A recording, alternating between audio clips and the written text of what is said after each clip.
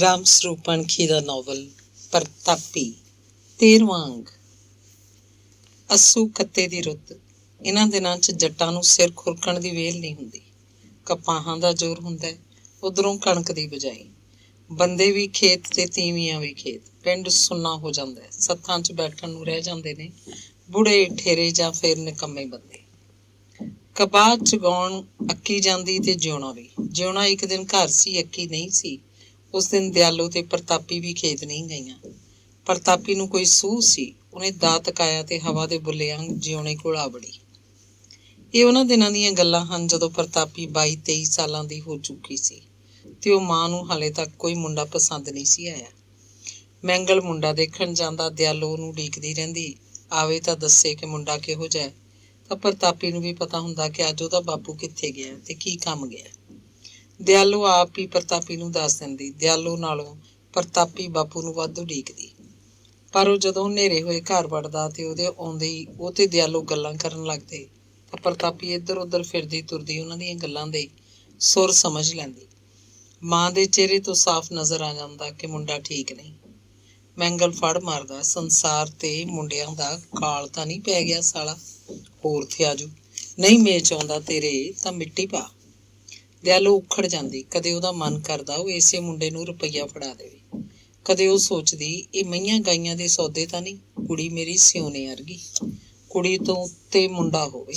ਪ੍ਰਾਹੁਣਾ ਘਰ ਵੜਦਾ ਚੰਗਾ ਨਾ ਲੱਗੇ, ਕਾਹਦਾ ਪ੍ਰਾਹੁਣਾ। ਉਹ ਧੀਆਂ ਵਾਲਿਆਂ ਨੂੰ ਉਹ ਕੁੱਤੇ ਭਕਾਈ ਮਾਰਨੀ ਪੈਂਦੀ ਹੈ, ਫਿਰਤ ਕਰਨੀ ਪੈਂਦੀ ਹੈ। ਜਿੱਦਣ ਸੰਜੋਗ ਭਿੜ ਗਏ ਟੱਚ ਮਿਲ ਜੂ ਮੁੰਡਾ, ਉਹ ਰੱਬ ਉੱਤੇ ਡੋਰੀਆਂ ਰੱਖਦੀ, ਹਾਲੇ ਕੁੜੀ ਦੇ ਸੰਜੋਗ ਨਹੀਂ ਭਿੜੇ। ਮੈਂਗਲ ਤਾਂ ਰੋਟੀ ਖਾ ਕੇ ਪੈ ਜਾਂਦਾ ਜਾਂ ਡੰਗਰ ਪਸ਼ੂ ਦਾ ਕੋਈ ਕੰਮ ਧੰਦਾ ਕਰਨ ਲੱਗਦਾ। ਦਿਆਲੋ ਚੁੱਪ ਹੋ ਜਾਂਦੀ। ਜਵਾਕਾਂ ਨੂੰ ਬਿਨਾਂ ਮਤਲਬ ਝਿੜਕਦੀ, ਉਲਟੇ ਸਿੱਧੇ ਕੰਮ ਕਰਦੀ ਜਿਵੇਂ ਉਹਦੀ ਅਕਲ ਮਾਰੀ ਜਾਂਦੀ ਹੋਵੇ। ਪ੍ਰਤਾਪੀ ਮਾਂ ਦੀ ਇਹ ਹਾਲਤ ਦੇਖ ਕੇ ਨਿੱਕੇ ਨਿੱਕੇ ਹੌਕੇ ਭਰਦੀ ਤੇ ਘਰ ਦੇ ਕੰਮ ਛੇਤੀ ਛੇਤੀ ਨਿਬੇੜਨ ਲੱਗਦੀ। ਮਾਂ ਨੂੰ ਉਹ ਬੁਲਾਉਂਦੀ ਨਾ, ਛੋਟੇ ਭਾਈਆਂ ਨੂੰ ਗੁੱਜਾ ਗੁੱਜਾ ਝਿੜਕਦੀ, ਚੁੱਪ ਕਰ ਵੇ, ਮਾਂ ਦਾ ਚਿੱਤ ਨਹੀਂ ਲੋਟ। ਦਿਆਲੋ ਦਾ ਚਿੱਤ ਇੱਕ ਅੱਧ ਦਿਨ ਹੀ ਖਰਾਬ ਹੁੰਦਾ। ਮਾਵਾਂ ਧੀਆਂ ਫੇਰ ਟਹਿਕਣ ਲੱਗਦੀਆਂ। ਕਦੇ ਕਦੇ ਮਾਂ ਹੌਕਾ ਭਰ ਕੇ ਆਖਦੀ, ਹਾਏ ਨੀ ਲੋਕਾਂ ਭਾਣੇ ਦੁੱਧ ਮੁਸ਼ਕੇ ਤੇਰਾ ਰੰਗ ਮੁਸ਼ਕੇ ਮੁਟਿਆਰੀ। ਪ੍ਰਤਾਪੀ ਉਦਾਸ ਹੋ ਜਾਂਦੀ। ਉਹ ਵਿਹੜਾ ਸੰਭਰ ਰਹੀ ਹੁੰਦੀ, ਸੋਹਣ ਉਹਦੇ ਹੱਥ ਵਿੱਚ ਫੜੀ ਦੀ ਫੜੀ ਰਹਿ ਜਾਂਦੀ। ਉਹ ਮਾਂ ਵੱਲ ਫਿੱਕਾ ਫਿੱਕਾ ਝਾਕਣ ਲੱਗਦੀ, ਫੇਰ ਦੂਜੇ ਹੱਥ ਨਾਲ ਸੋਹਣ ਦਾ ਮੁੱਠਾ ਠੋਕਦੀ ਤੇ ਲਾਚੜ ਕੇ ਬੋਲ ਉੱਠਦੀ, ਮਾਂ ਨੀ ਬਾਪੂ ਮੇਰਾ ਵਿਆਹ ਕਰ ਦੇ, ਨਹੀਂ ਉੱਡ ਜੂ ਕਬੂਤਰ ਬਣ ਕੇ। ਮਾਵਾਂ ਧੀਆਂ ਉੱਚਾ ਹੱਸਦੀਆਂ।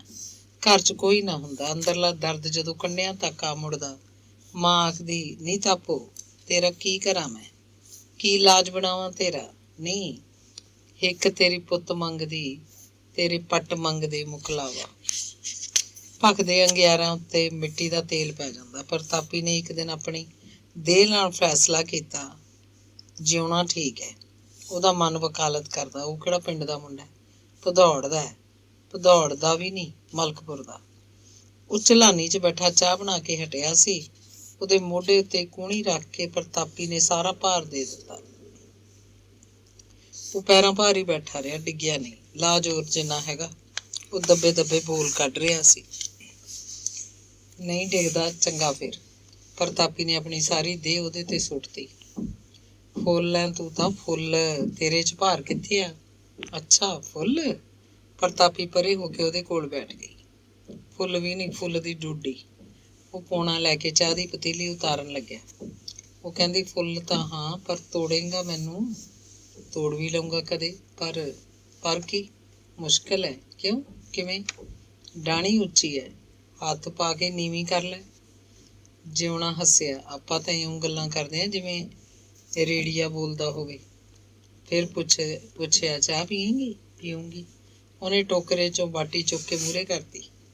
ਚਾਹ ਤੱਤੀ ਸੀ। ਦੋਵੇਂ ਫੂਕਾਂ ਮਾਰ ਮਾਰ ਪੀਣ ਲੱਗੇ, ਜਿਵੇਂ ਕੁਝ ਯਾਦ ਆ ਗਿਆ ਹੋਵੇ। ਉਹ ਝਲਾਨੀ 'ਚੋਂ ਬਾਹਰ ਹੋਈ ਤੇ ਦਰਵਾਜ਼ੇ ਵੱਲ ਝਾਕ ਕੇ ਫਿਰ ਉਹਦੇ ਕੋਲ ਆ ਬੈਠੀ। ਕਿਉਂ, ਕੀ ਦੇਖਣ ਗਈ ਸੀ, ਜਿਉਣੇ ਨੇ ਪੁੱਛਿਆ। ਮੈਂ ਕਿਹਾ ਕੋਈ ਦੇਖਦਾ ਨਾ ਹੋਵੇ।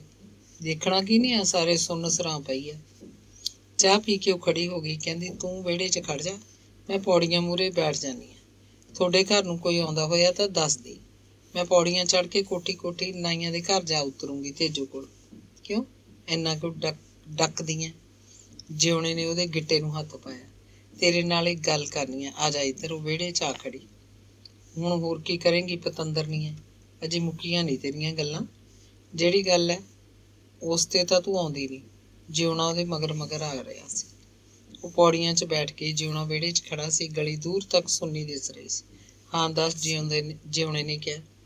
ਜਿਹੜੀਆਂ ਗੱਲਾਂ ਤੂੰ ਭਾਲਦਾ ਨਾ ਉਹ ਨਹੀਂ ਹੋ ਸਕਦੀਆਂ। ਸਿੱਧੇ ਗੱਲ ਇਹ ਹੈ ਵੀ ਤੂੰ ਮੇਰੇ ਨਾਲ ਵਿਆਹ ਕਰਾਏਂਗਾ। ਪ੍ਰਤਾਪੀ ਨੇ ਨਿਸ਼ਾਂਗ ਆਖ ਦਿੱਤਾ। ਵਿਆਹ ਮੇਰਾ ਕਿਵੇਂ ਹੋ ਜੂ ਤੇਰੇ ਨਾਲ? ਉਹ ਹੱਸਣ ਲੱਗਿਆ। ਕਿਉਂ ਨਹੀਂ ਹੋ ਸਕਦਾ?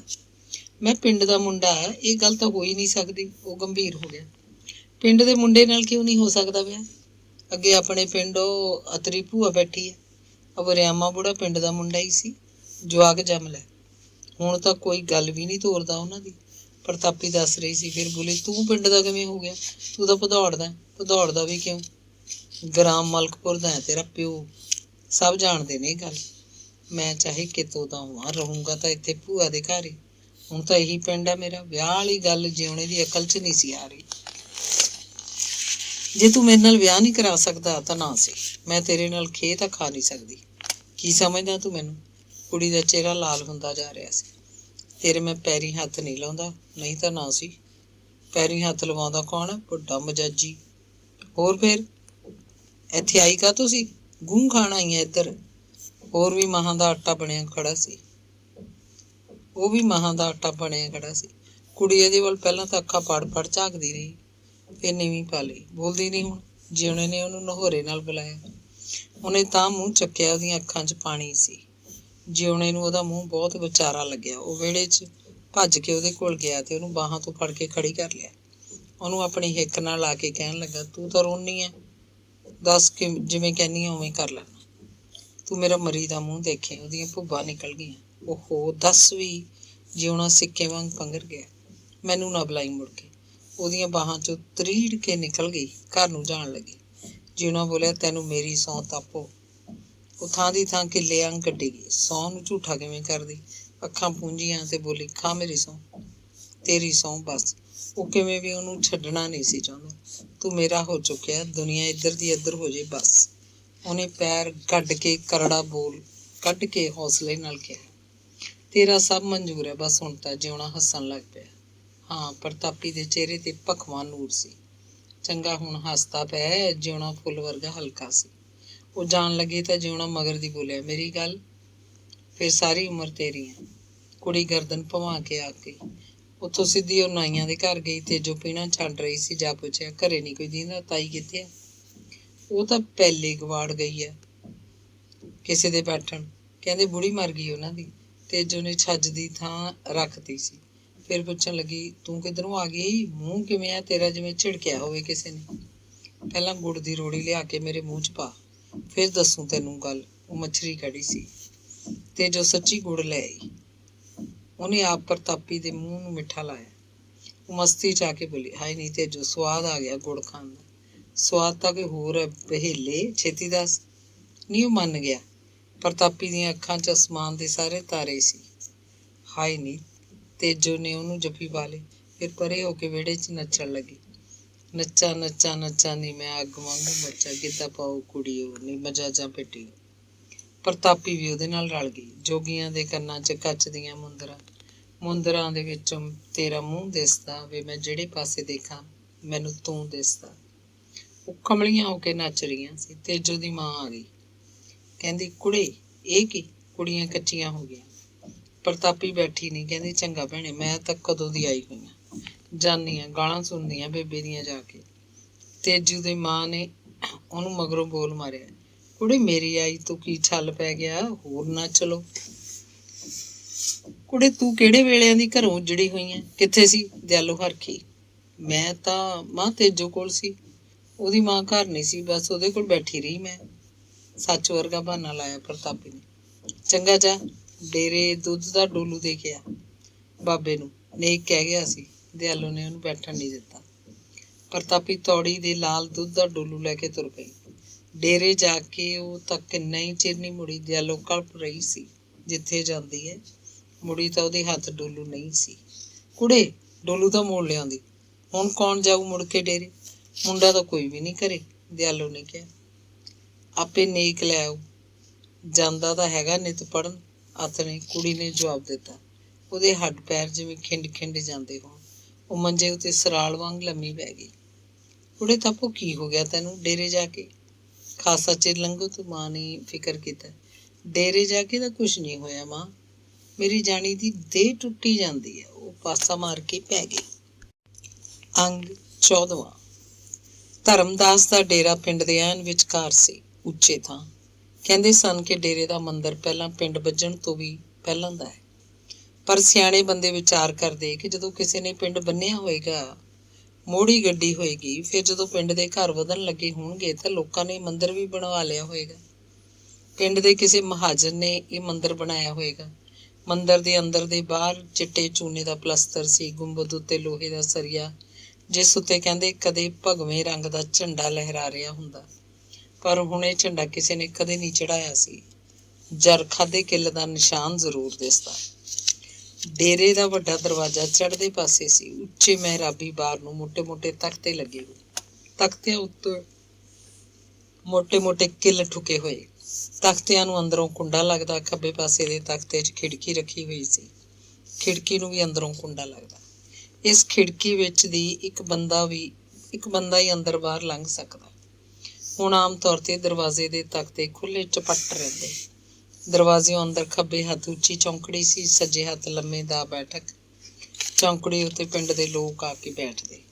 ਆਥਣ ਵੇਲੇ ਮੁੰਡੇ ਪੜ੍ਹਨ ਆਉਂਦੇ। ਧਰਮਦਾਸ ਉਹਨਾਂ ਨੂੰ ਗੁਰਮੁਖੀ ਦੇ ਅੱਖਰ ਸਿਖਾਉਂਦਾ। ਪਹਿਲਾਂ ਚੌਂਕੜੀਆਂ ਥੱਲੇ ਧਰਤੀ ਉੱਤੇ ਉਂਗਲਾਂ ਨਾਲ ਉਹ ਅੱਖਰ ਵਾਹੁੰਦੇ, ਫਿਰ ਜਦੋਂ ਖਾਸਾ ਸਿੱਖ ਜਾਂਦੇ ਤਾਂ ਚੌਂਕੜੀ ਉੱਤੇ ਬੈਠ ਕੇ ਸਲੇਟਾਂ ਉੱਤੇ ਬੱਤੀਆਂ ਨਾਲ ਲਿਖਣ ਲੱਗਦੇ। ਜਿਹੜਾ ਪੂਰਾ ਸਿੱਖ ਜਾਂਦੇ, ਕਾਪੀਆਂ ਤੇ ਲਿਖਾਈ ਕਰਦੇ। ਕਲਮ ਦਵਾਤਾਂ ਲੈ ਕੇ ਬੈਠਕ ਵਿੱਚ 3-4 ਮੰਜੇ ਹਮੇਸ਼ਾ ਡਏ ਰਹਿੰਦੇ। ਉੱਤੇ ਚਿੱਟੀਆਂ ਚਾਦਰਾਂ ਤੇ ਸਿਰਹਾਣੇ। ਰਾਤ ਦਾ ਵਿਸ਼ਰਾਮ ਕਰਨ ਵਾਲੇ ਬਾਹਰੋਂ ਆਏ ਸਾਧੂ ਮਹਾਤਮਾ ਬੈਠਕ 'ਚ ਪੈਂਦੇ। ਦਰਵਾਜ਼ੇ ਤੋਂ ਅੱਗੇ ਚੌੜਾ ਵਿਹੜਾ ਸੀ। ਵਿਹੜੇ ਦੇ ਸਾਹਮਣੇ ਵਾਲੀ ਕੰਧ ਨਾਲ ਲੰਮੇ ਲੋਟ ਇੱਕ ਛਤਣਾ ਬਣਿਆ ਹੋਇਆ ਸੀ। ਇਸ ਛਤਨੇ ਹੇਠ ਬਹੁਤ ਸਾਰਾ ਲਕਾ ਤੁਕਾ ਪਿਆ ਰਹਿੰਦਾ। ਛਤਨੇ ਦੇ ਸੱਜੇ ਹੱਥ ਮੰਦਰ ਸੀ। ਮੰਦਰ ਪੱਕੇ ਥੜੇ ਉੱਤੇ ਸੀ। ਥੜੇ ਨੂੰ 4-5 ਪੌੜੀਆਂ ਚੜ੍ਹਦੀਆਂ। ਮੰਦਰ ਦੇ ਪਿਛਲੇ ਪਾਸੇ 2 ਪੱਕੇ ਕਮਰੇ ਸੀ। ਇੱਟ ਬਾਲੇ ਦੀ ਛੱਤ ਤੇ ਕਮਰਿਆਂ ਦੇ ਬਾਰਾਂ ਨੂੰ ਲੱਗੇ ਲੱਕੜ ਦੇ ਤਖਤੇ। ਇਹ ਦੋਵੇਂ ਕਮਰਿਆਂ ਵਾਲੀ ਥਾਂ ਇੱਕ ਗੁਆਂਢੀ ਜੱਟ ਤੋਂ ਮੁੱਲ ਲੈ ਕੇ ਧਰਮਦਾਸ ਨੇ ਆਪ ਛੱਤੀ ਸੀ। ਪਹਿਲਾਂ ਇੱਕ ਖੋਲਾ ਸੀ, ਪਿੱਲੀਆਂ ਇੱਟਾਂ ਦੀ ਕੰਧ, ਖੋਲੇ 'ਚ ਗਧੇ ਹੀਂਗਦੇ। ਹੁਣ ਇੱਕ ਕਮਰੇ ਵਿੱਚ ਧਰਮਦਾਸ ਦਾ ਸਮਾਨ ਸੀ। ਕਣਕ ਦੀਆਂ ਬੋਰੀਆਂ, ਖਾਦ ਖੁਰਾਕ ਦਾ ਕੁੱਲ ਸਮਾਨ, ਲੱਕੜ ਦੀਆਂ 3 ਪੇਟੀਆਂ ਤੇ ਕੜਾਹੀਆਂ, ਪਤੀਲੇ, ਥਾਲ, ਗਲਾਸ। ਇੱਕ ਕਮਰੇ 'ਚ ਧਰਮਦਾਸ ਦੀ ਆਪਣੀ ਰਿਹਾਇਸ਼ ਸੀ। ਉੱਚਾ ਫਰਸ਼ ਬਣਾ ਕੇ ਲੰਮਾ ਚੌੜਾ ਪਲੰਗ, ਕੰਧਾਂ 'ਚ ਕਈ ਅਲਮਾਰੀਆਂ ਜਿਨ੍ਹਾਂ 'ਚ ਦਵਾਈਆਂ ਦੀਆਂ ਸ਼ੀਸ਼ੀਆਂ ਪਈਆਂ ਦਿਸਦੀਆਂ। ਚਿੱਟੀਆਂ, ਕਾਲੀਆਂ ਤੇ ਨੀਲੀਆਂ ਸ਼ੀਸ਼ੀਆਂ। ਇੱਕ ਪਾਸੇ ਲੱਕੜ ਦੀ ਅਲਮਾਰੀ ਜਿਸ ਵਿੱਚ ਆਮ ਵਰਤੋਂ ਦੀਆਂ ਦਵਾਈਆਂ ਸਨ। ਅਲਮਾਰੀ ਸਾਹਮਣੇ ਮੇਜ਼ ਤੇ ਕੁਰਸੀ, ਮੇਜ਼ ਉੱਤੇ ਸ਼ੀਸ਼ੀਆਂ ਤੇ ਦਵਾਈਆਂ ਰਗੜਨ ਵਾਲੀ ਕੂੰਡੀ। ਇੱਥੇ ਬੈਠ ਕੇ ਧਰਮਦਾਸ ਦਵਾਈ ਬੂਟੀ ਕਰਦਾ। ਇੱਥੇ ਪਿੰਡ ਦੇ ਆਏ ਗਏ ਬੰਦੇ ਉਹਦੀਆਂ ਦਵਾਈਆਂ ਕੁੱਟਦੇ, ਛੰਡਦੇ, ਕੱਪੜ ਛਾਣ ਕਰਦੇ। ਮੰਦਰ ਦੇ ਸੱਜੇ ਹੱਥ ਲੰਗਰ ਸੀ। ਲੰਗਰ ਸਾਹਮਣੇ ਧੂਣਾ। ਇੱਥੇ ਪਾਥੀਆਂ ਦੀ ਅੱਗ ਵਿੱਚ ਧਾਤਾਂ ਮਾਰੀਆਂ ਜਾਂਦੀਆਂ। ਆਪਣੀ ਰਿਹਾਇਸ਼ ਵਾਲੇ ਕਮਰੇ ਨੂੰ ਧਰਮਦਾਸ ਕੁਟੀਆ ਆਖਦਾ। ਕੁਟੀਆ ਉੱਤੇ ਇੱਕ ਛੋਟਾ ਚੁਬਾਰਾ ਸੀ। ਇੱਥੇ ਇੱਕ ਤਖਤਪੋਸ਼ ਪਿਆ ਰਹਿੰਦਾ, ਉੱਤੇ ਦਰੀ ਵਿਛੀ ਹੋਈ। ਕੰਧਾਂ 'ਚ 2 ਅਲਮਾਰੀਆਂ। ਤਖਤਪੋਸ਼ ਉੱਤੇ ਬੈਠ ਕੇ ਧਰਮਦਾਸ ਮਾਲਾ ਫੇਰਦਾ ਜਾਂ ਉਂਝ ਹੀ ਉੱਥੇ ਇਕੱਲਾ ਬੈਠਦਾ ਪਿਆ ਰਹਿੰਦਾ। ਵਿਹੜੇ ਦੇ ਖੱਬੇ ਹੱਥ ਕੰਧ ਦੇ ਨਾਲ ਖੁਰਲੀ ਸੀ, ਅੱਧੀ ਛੱਤੀ ਅੱਧੀ ਨੰਗੀ। ਖੁਰਲੀ ਤੇ 2-4 ਪਸ਼ੂ ਖੜੇ ਰਹਿੰਦੇ। ਗਊਆਂ, ਕੋਈ ਕੱਟੀ ਵੱਛੀ, ਕਦੇ ਮੱਝ ਵੀ। ਖੁਰਲੀ ਦੀ ਛੱਤ ਦੇ ਨਾਲ ਹੀ ਕੋਠਾ ਸੀ, ਇਸ 'ਚ ਤੂੜੀ ਹੁੰਦੀ। ਡੇਰੇ ਦੇ ਨਾਂ 50 ਵਿੱਘੇ ਜ਼ਮੀਨ ਸੀ। ਜ਼ਮੀਨ ਹਮੇਸ਼ਾ ਹਿੱਸੇ ਉੱਤੇ ਰਹਿੰਦੀ। ਧਰਮਦਾਸ ਇਕੱਲਾ ਸੀ। ਇੱਕ ਬੰਦਾ ਡੰਗਰ ਪਸ਼ੂ ਸਾਂਭਦਾ, ਇੱਕ ਕੋਈ ਡੇਰੇ ਦੇ ਹੋਰ ਕੰਮ ਕਰਦਾ। ਇਹ ਬੰਦੇ ਸਦਾ ਵਾਸਤੇ ਨਹੀਂ ਹੁੰਦੇ ਸੀ, ਬਦਲਦੇ ਰਹਿੰਦੇ। ਆਪਣੀ ਬੇਚੈਨੀ ਦਾ ਸਮਾਂ ਪੂਰਾ ਕਰਦੇ ਤੇ ਤੁਰ ਜਾਂਦੇ। ਹਮੇਸ਼ਾ ਉਹ ਬਾਹਰਲੇ ਬੰਦੇ ਹੁੰਦੇ। ਇੱਕ ਅੱਧ ਬੁੜਾ ਵੀ ਕੋਈ ਹੁੰਦਾ ਜੋ ਕੰਮ ਤਾਂ ਕੋਈ ਨਾ ਕਰਦਾ, ਬਸ ਰੋਟੀ ਚਾਹ ਦਾ ਭਾਈਵਾਲ ਹੁੰਦਾ। ਧਰਮਦਾਸ ਰੰਗ ਦਾ ਕਾਲਾ, ਕੱਦ ਦਾ ਮਧਰਾ, ਮੋਟੀ ਚਮੜੀ ਦਾ ਬੰਦਾ ਸੀ। ਉਮਰ 50 ਨੂੰ ਢੁੱਕੀ ਹੋਈ, ਦਾੜੀ ਮੁੱਛ ਕਰੜ ਬਰੜੀ, ਸਿਰ ਤੇ ਕੇਸਾਂ ਦਾ ਜੂੜਾ। ਆਮ ਤੌਰ ਤੇ ਬਦਾਮੀ ਰੰਗ ਦੇ ਕੱਪੜੇ ਪਹਿਨਦਾ, ਤੇੜ ਚਾਦਰਾ ਬਣਦਾ ਧੋਤੀ ਵਾਂਗ, ਮਲਗਰਦਨੀ ਕੁੜਤਾ, ਟਸਰੀ ਦੀ ਪੱਗ, ਪੈਰਾਂ 'ਚ ਕੱਪੜੇ ਦੀ ਰਕਾਬੀ ਪਾਉਂਦਾ। ਉਹਦੀਆਂ ਅੱਖਾਂ ਹਮੇਸ਼ਾ ਲਾਲ ਰਹਿੰਦੀਆਂ। ਸ਼ਾਇਦ ਕੋਈ ਨਸ਼ੇਦਾਰ ਬੂਟੀ ਖਾਂਦਾ ਜਾਂ ਉਂਜੀ ਲਾਲ ਰੰਗ ਸੀ ਅੱਖਾਂ ਦਾ। ਕਿਸੇ ਨੂੰ ਕੋਈ ਭੇਤ ਨਹੀਂ ਸੀ।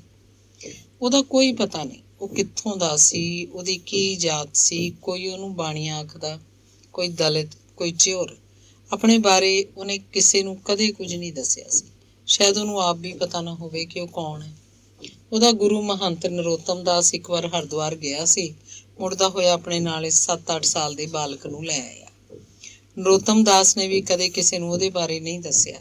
ਬਸ ਇੰਨਾ ਹੀ ਦੱਸਦਾ ਹੁੰਦਾ ਸੀ ਕਿ ਕੋਈ ਹੋਰ ਸਾਧੂ ਉਹਨੂੰ ਉਹਦੇ ਲੜ ਲਾ ਗਿਆ। ਧਰਮਦਾਸ ਦਾ ਪਹਿਲਾਂ ਹੋਰ ਕੋਈ ਨਾਂ ਸੀ। ਇਹ ਨਾਂ ਨਰੋਤਮ ਦਾਸ ਨੇ ਉਹਦਾ ਧਰਿਆ। ਉਹ ਆਪਣੇ ਗੁਰੂ ਦੀ ਸੇਵਾ ਬਹੁਤ ਕਰਦਾ। ਨਰੋਤਮ ਦਾਸ ਦਮੇ ਦਾ ਮਰੀਜ਼ ਸੀ। ਧਰਮਦਾਸ ਆਪਣੇ ਹੱਥਾਂ ਉੱਤੇ ਉਹਦਾ ਥੁੱਕ ਲੈ ਲੈਂਦਾ, ਸੂਗ ਨਹੀਂ ਮੰਨਦਾ ਸੀ। ਗੁਰੂ ਦੇ ਆਖਰੀ ਦਿਨਾਂ 'ਚ ਉਹਦੇ ਜੰਗਲ ਪਾਣੀ ਵਾਲੇ ਹੱਥ ਵੀ ਧੋਂਦਾ ਰਿਹਾ। ਉਹਦੀ ਸੇਵਾ ਦੇਖ ਕੇ ਨਰੋਤਮ ਦਾਸ ਉਹਨੂੰ ਆਪਣਾ ਚੇਲਾ ਟਿਕਾ ਗਿਆ। ਉਹਦੇ ਢਿੱਡ 'ਚ ਵਿੱਦਿਆ ਦੇ 4 ਅੱਖਰ ਵੀ ਨਰੋਤਮ ਦਾਸ ਨਹੀਂ ਪਾਏ। ਧਰਮਦਾਸ ਦੀ ਬੋਲੀ ਇਹਨਾਂ ਪਿੰਡਾਂ ਦੀ ਨਹੀਂ ਸੀ। ਆਪਣੇ ਬਚਪਨ 'ਚ ਜਿਹੜੀ ਭਾਸ਼ਾ ਉਹ ਆਪਣੀ ਮਾਂ-ਬਾਪ ਤੋਂ ਸਿੱਖ ਆਇਆ ਸੀ, ਉਹਦਾ ਕੁਝ ਨਾ ਕੁਝ ਅਸਰ ਅਜੇ ਤੱਕ ਵੀ ਉਹਦੀ ਜੀਭ 'ਤੇ ਸੀ। ਲੱਗਦਾ ਜਿਵੇਂ ਉਹ ਬਾਂਗਰੂ ਹੋਵੇ, ਕਾਲਾ ਕਾਲਾ, ਰੁੱਖਾ ਰੱਖਾ ਬੋਲਦਾ। ਉਹ ਗੁਪਤ ਰੋਗਾਂ ਦੀ ਦਵਾਈ ਬੂਟੀ ਵੀ ਕਰਦਾ। ਕਿਸੇ ਤੀਵੀਂ ਦੇ ਜਵਾਕ ਨਾ ਹੁੰਦਾ ਹੋਵੇ, ਕੁੜੀਆਂ ਹੁੰਦੀਆਂ ਹੋਣ, ਕੋਈ ਬੰਦਾ ਕਮਜ਼ੋਰੀ ਮਹਿਸੂਸ ਕਰਦਾ ਹੋਵੇ, ਧਰਮਦਾਸ ਦੀਆਂ ਪੁੜੀਆਂ ਸ਼ਰਤੀਆ ਇਲਾਜ ਸੀ। ਅਸਲ 'ਚ ਉਹਦੀਆਂ ਪੁੜੀਆਂ ਦਾ ਤੀਰ ਤੁੱਕਾ ਤਾਂ ਇਹ ਸੀ ਕਿ ਜਿਸ ਤੀਵੀਂ ਦੇ ਬੱਚਾ ਹੋ ਜਾਂਦਾ, ਕੁੜੀਆਂ ਵਾਲੀ ਦੇ ਮੁੰਡਾ ਜੰਮ ਪੈਂਦਾ, ਕਿਸੇ ਦੀ ਕਮਜ਼ੋਰੀ ਦੂਰ ਹੋ ਜਾਂਦੀ, ਉਹ ਤਾਂ ਧਰਮਦਾਸ ਦੇ ਨਾਂ ਦਾ ਜਾਪ ਕਰਨ ਲੱਗ ਪੈਂਦਾ। ਉਹਨੂੰ ਪੂਰਾ ਮੰਨਦਾ।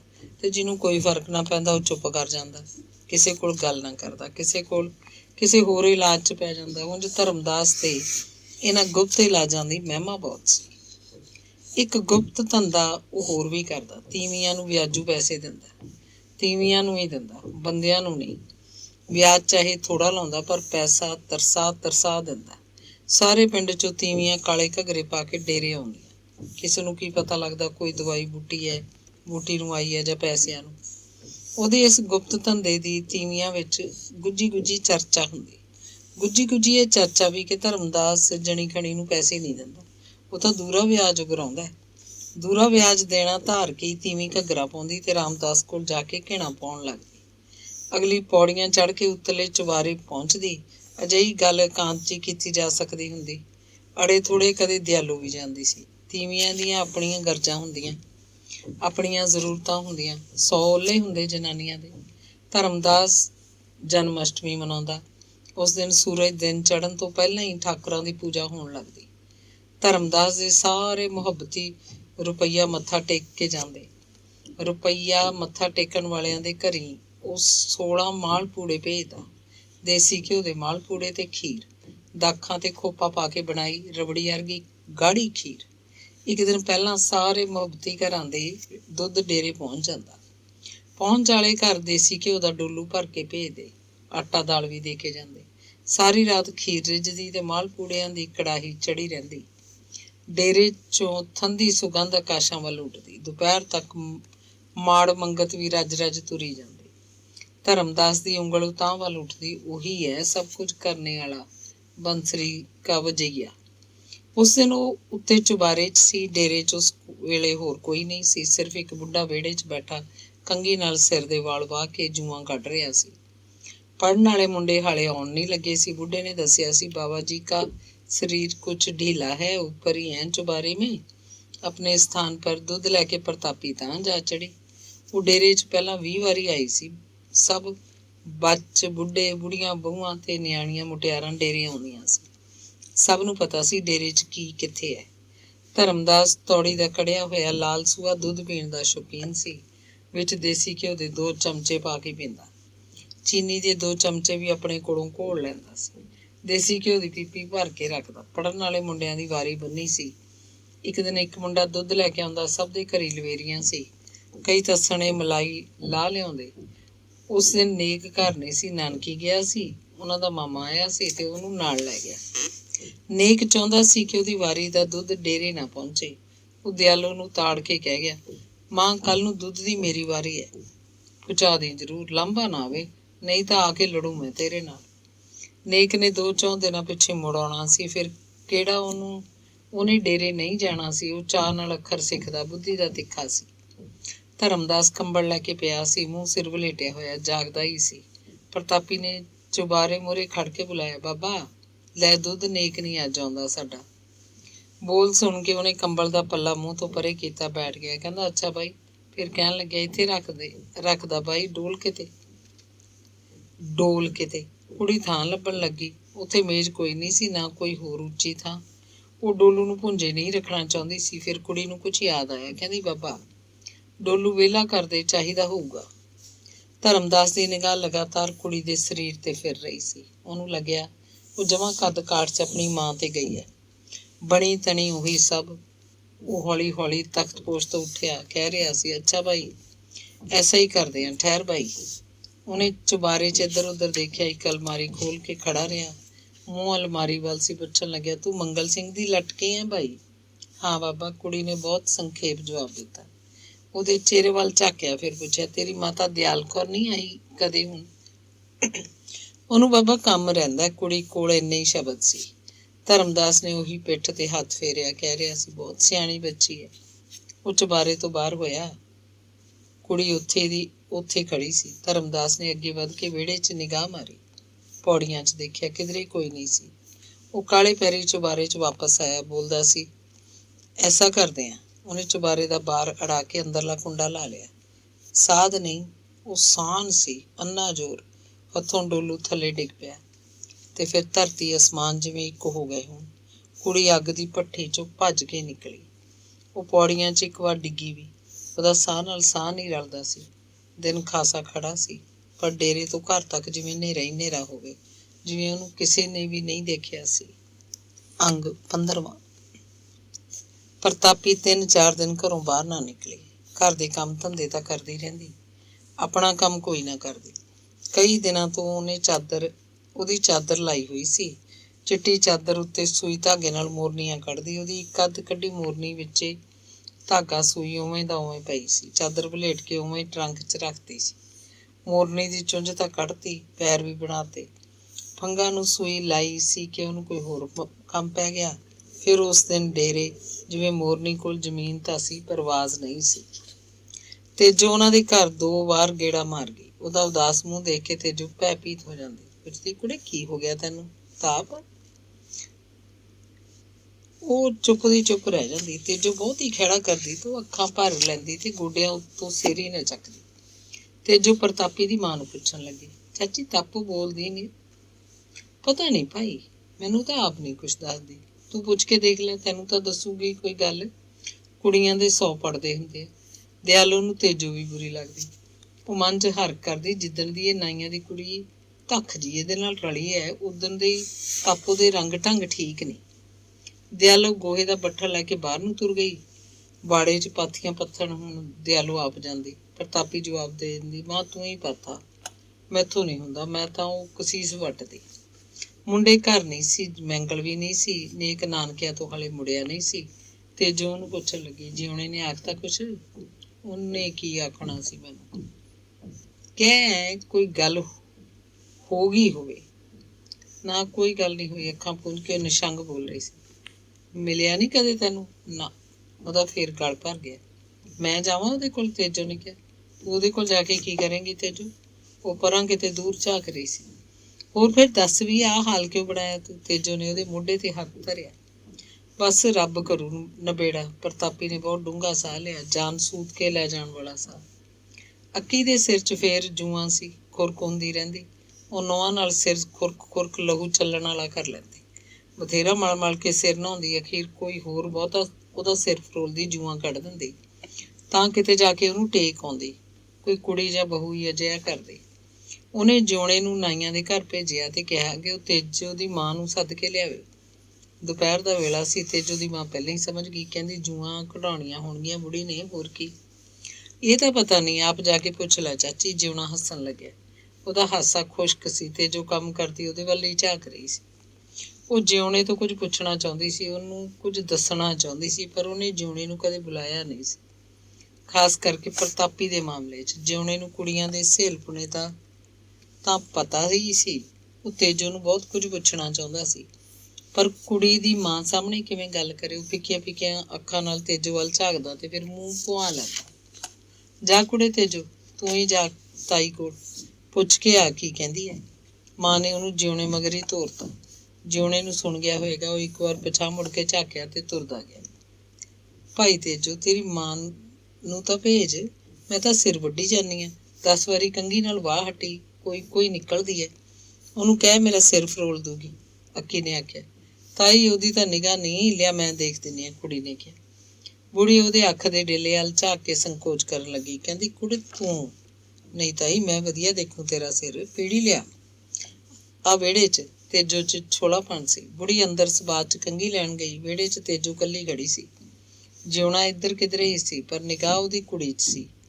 ਫੋਰੇ ਦੇ ਹਿਸਾਬ ਨਾਲ ਉਹ ਤੇਜੋ ਕੋਲ ਆਇਆ। ਫਟਾਫਟ ਪੁੱਛਿਆ, ਤਾਪੂ ਨਹੀਂ ਮਿਲੀ ਕਦੇ? ਮਿਲੀ ਹੈ, ਬਥੇਰਾ ਮਿਲੀ ਹੈ। ਉਹਦਾ ਤਾਂ ਬੁਰਾ ਹਾਲ ਹੈ ਜਿਉਣੇ। ਕਿਉਂ, ਕੀ ਹੋ ਗਿਆ ਉਹਨੂੰ? ਉਹ ਇੱਕਦਮ ਚਿੰਤਾ ਦੇ ਖੂਹ 'ਚ ਲੈ ਗਿਆ। ਫਿਰ ਕਹਿੰਦਾ, ਮੈਂ ਤਾਂ ਹਰਖ ਕਰੀ ਬੈਠਾ ਵੀ ਉਹ ਮਿਲਦੀ ਕਿਉਂ ਨਹੀਂ। ਤੂੰ ਆਖਿਆ ਹੋਣਾ ਕੁਛ ਉਹਨੂੰ? ਨਾ, ਮੈਂ ਤਾਂ ਡਾਲ ਨਹੀਂ ਕਿਹਾ। ਉਹ ਬਸ ਉਸੇ ਦਿਨ ਆਈ ਸੀ, ਸਗੋਂ ਮੈਨੂੰ ਦੁਖੀ ਕਰਕੇ ਗਈ ਹੈ। ਜੋ ਉਹਨੇ ਕਿਹਾ ਮੈਂ ਮੰਨ ਲਿਆ। ਫੇਰ ਬਸ ਮੁੜ ਕੇ ਉਹ ਬੋਲ ਹੀ ਰਿਹਾ ਸੀ ਕਿ ਉਹਨਾਂ ਨੂੰ ਅੱਕੀ ਕੰਘੀ ਲੈ ਕੇ ਆਉਂਦੀ ਦਿਸੀ। ਉਹ ਅੱਡੋ ਅੱਡ ਹੋ ਗਏ, ਜਿਵੇਂ ਕੋਈ ਵੀ ਗੱਲ ਨਾ ਕਰ ਰਹੇ ਹੋਣ। ਜੂਆਂ ਕੱਢਦੀ ਤੇਜੋ ਸੋਚ ਰਹੀ ਸੀ, ਆਖਿਰ ਕਹਾਣੀ ਕੀ ਹੋਈ? ਪ੍ਰਤਾਪੀ ਨੂੰ ਹੋਇਆ ਕੀ ਹੈ? ਉਹਨਾਂ ਦੇ ਘਰੋਂ ਜਾਂਦੀ ਤੇਜੋ ਨੇ ਆਖਿਰ ਇਹ ਫੈਸਲਾ ਕੀਤਾ ਕਿ ਇਹਨਾਂ ਦੋਹਾਂ ਨੂੰ ਮਿਲਣਾ ਚਾਹੀਦਾ ਹੈ। ਆਪੇ ਕੱਢ ਲੈਣਗੇ ਆਪਦਾ ਗੁੱਬ ਘਬਾਟ। ਉੱਧਰ ਜਿਉਣਾ ਬੇਹੱਦ ਫਿਕਰਮੰਦ ਹੋਇਆ ਬੈਠਾ ਸੀ। ਕਦੇ ਉਹਨੂੰ ਪ੍ਰਤਾਪੀ ਤੇ ਗੁੱਸਾ ਆਉਂਦਾ, ਕਦੇ ਤਰਸ। ਉਹਦਾ ਕਾਲਜਾ ਢੇਰੀ ਹੋ ਜਾਂਦਾ ਜਦੋਂ ਉਹਦੇ ਮਨ 'ਚ ਇਹ ਡਰ ਜਾਗਦਾ ਵੀ ਕਿਧਰੇ ਉਹਦੀ ਮਾਂ ਨੂੰ ਕੋਈ ਪਤਾ ਨਾ ਲੱਗ ਗਿਆ ਹੋਵੇ ਉਹਨਾਂ ਦੀ ਕਿਸੇ ਗੱਲ ਦਾ, ਤੇ ਉਹਨੇ ਪ੍ਰਤਾਪੀ ਨੂੰ ਝਿੜਕ ਦਿੱਤਾ ਹੋਵੇ। ਉਹਦਾ ਘਰੋਂ ਬਾਹਰ ਨਿਕਲਣਾ ਹੀ ਬੰਦ ਕਰਤਾ ਗਿਆ ਹੋਵੇ, ਘਰ ਉਹਦੇ ਲਈ ਜੇਲ੍ਹ ਬਣ ਗਿਆ ਹੋਵੇ। ਤੇਜੋ ਆਥਣ ਨੂੰ ਪ੍ਰਤਾਪੀ ਕੋਲ ਗਈ। ਉਹਨੂੰ ਦੱਸਿਆ ਕਿ ਜਿਉਣਾ ਮਿਲਿਆ ਸੀ, ਉਹਨੂੰ ਮਿਲਣਾ ਚਾਹੁੰਦਾ, ਗੱਲਾਂ ਕਰਨੀਆਂ ਨੇ ਉਹਨੇ। ਇਹ ਵੀ ਦੱਸਿਆ ਕਿ ਤੇਜੋ ਨੇ ਉਹਨੂੰ ਪ੍ਰਤਾਪੀ ਦਾ ਹਾਲ ਦੱਸਿਆ ਸੀ। ਸੁਣ ਕੇ ਬੜਾ ਹੈਰਾਨ ਹੋਇਆ। ਉਹਦਾ ਤਾਂ ਮੂੰਹ ਹੀ ਉਤਰ ਗਿਆ। ਪ੍ਰਤਾਪੀ ਨੇ ਕੋਈ ਜਵਾਬ ਨਹੀਂ ਦਿੱਤਾ, ਗੁੰਮਸੁੰਮ ਬਣੀ ਬੈਠੀ ਰਹੀ। ਜਦ ਤੇਜੋ ਬਹੁਤਾ ਹੀ ਅਕਾਈ ਗਈ ਤਾਂ ਉਹ ਵੱਢ ਖਾਣਿਆਂ ਨੂੰ ਝਿੜਕ ਕੇ ਬੋਲੀ, ਤੇਜੋ, ਤੈਨੂੰ ਪਤਾ ਤਾਂ ਕਾਸੇ ਦਾ ਹੀ ਹੈ ਨਹੀਂ, ਐਵੇਂ ਭੌਂਕੀ ਜਾਂਦੀ ਹੈ ਕੁੱਤਿਆਂ ਨੂੰ। ਉਹ ਨਹੀਂ ਪਤਾ ਤਾਂ ਦੱਸ ਦੇ, ਤੇਰਾ ਕੁਝ ਪਤਾ ਵੀ ਲੱਗੇ। ਤੇਜੋ ਹਾਰੀ ਨਹੀਂ। ਅਖੀਰ ਪ੍ਰਤਾਪੀ ਪੂਰਾ ਖਿੱਝ ਕੇ ਬੋਲੀ, ਬਸ ਮੈਂ ਨਹੀਂ ਉਹਦੇ ਮੱਥੇ ਲੱਗਣਾ, ਇੱਕ ਵਾਰੀ ਕਹਿਤਾ ਤੈਨੂੰ। ਨਾ ਲੱਗ ਮੱਥੇ, ਉਹਦਾ ਕਸੂਰ ਤਾਂ ਦੱਸ, ਮੈਂ ਕਰ ਲੈਂਦੀ ਹਾਂ ਗੱਲ। ਤੂੰ ਕੁਛ ਆਖ ਤਾਂ ਸਹੀ, ਪਹਿਲਾਂ ਤਾਂ ਮੈਂ ਪੁੱਛਦੀ ਹਾਂ ਉਹਦਾ ਗੋਤ। ਬਸ ਤੈਨੂੰ ਇੱਕ ਸੁਣਾਤੀ ਤੇਜੋ, ਉਹਦਾ ਕੋਈ ਕਸੂਰ ਨਹੀਂ, ਨਾ ਮੈਂ ਉਹਨੂੰ ਮਿਲਾਂ, ਰੱਬ ਕਰੂ ਨਿਬੇੜਾ। ਹੁਣ ਪ੍ਰਤਾਪੀ ਦੀਆਂ ਅੱਖਾਂ 'ਚ ਪਾਣੀ ਸੀ। ਲੱਖ ਯਤਨ ਕਰਨ ਤੇ ਵੀ ਤੇਜੋ ਦੇ ਕੁਝ ਪਿੜ ਪੱਲੇ ਨਹੀਂ ਪਿਆ। ਪ੍ਰਤਾਪੀ ਨੂੰ ਆਪਣੀ ਦੇਹ ਝੂਠੀ ਪੈ ਗਈ ਲੱਗਦੀ। ਉਹਨੂੰ ਲੱਗਦਾ ਉਹਦੇ ਅੰਦਰੋਂ ਕਿਸੇ ਨੇ ਜਿਵੇਂ ਕੁਝ ਕੱਢ ਲਿਆ ਹੋਵੇ, ਜਿਵੇਂ ਉਹਦੀ ਦੇਹ ਫਾਲਤੂ ਮਾਸ ਤੇ ਹੱਡੀਆਂ ਦਾ ਇੱਕ ਬੋਝ ਹੋਵੇ ਬਸ, ਜਾਂ ਜਿਵੇਂ ਕੋਈ ਪਹਾੜ ਉਹਦਾ ਦੇਹ ਤੇ ਧਰ ਗਿਆ ਹੋਵੇ। ਇਸ ਪਹਾੜ ਦੇ ਬੋਝ ਥੱਲੇ ਦਬ ਕੇ ਹੀ ਉਹ ਸੁੱਕ ਸੜ ਜਾਏਗੀ। ਸਾਹ ਉਹਦੇ 'ਚ ਕਿੱਥੇ ਸੀ? ਇੱਕ ਪਿੰਜਰ ਸੀ ਨਿਰਾ। ਰੂਹ ਤਾਂ ਨਿਕਲ ਚੁੱਕੀ ਸੀ, ਹੱਡ ਰਹਿ ਗਏ।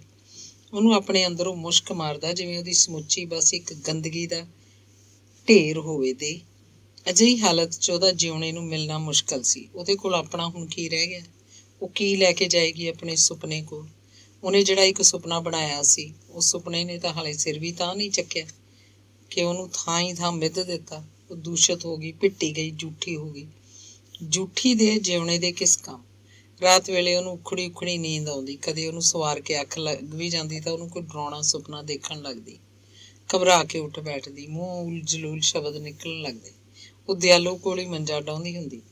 ਮਾਂ ਝੱਟ ਜਾਗਦੀ ਪੁੱਛਣ ਲੱਗਦੀ, ਕੁੜੇ ਤਾਪੋ, ਕੀ ਹੋ ਗਿਆ ਪੁੱਤ? ਦਿਆਲੋ ਉੱਠ ਕੇ ਉਹਦਾ ਮੋਢਾ ਝੰਜੋੜਦੀ। ਹਾਏ ਕੁਛ ਨਹੀਂ ਮਾਂ, ਦਬਾਅ ਆ ਗਿਆ। ਪ੍ਰਤਾਪੀ ਨੂੰ ਸੁਰਤ ਆ ਗਈ ਹੁੰਦੀ। ਉਹਨੂੰ ਸੁਪਨਾ ਆਉਂਦਾ ਜਿਵੇਂ ਉਹਦੀ ਮਗਰ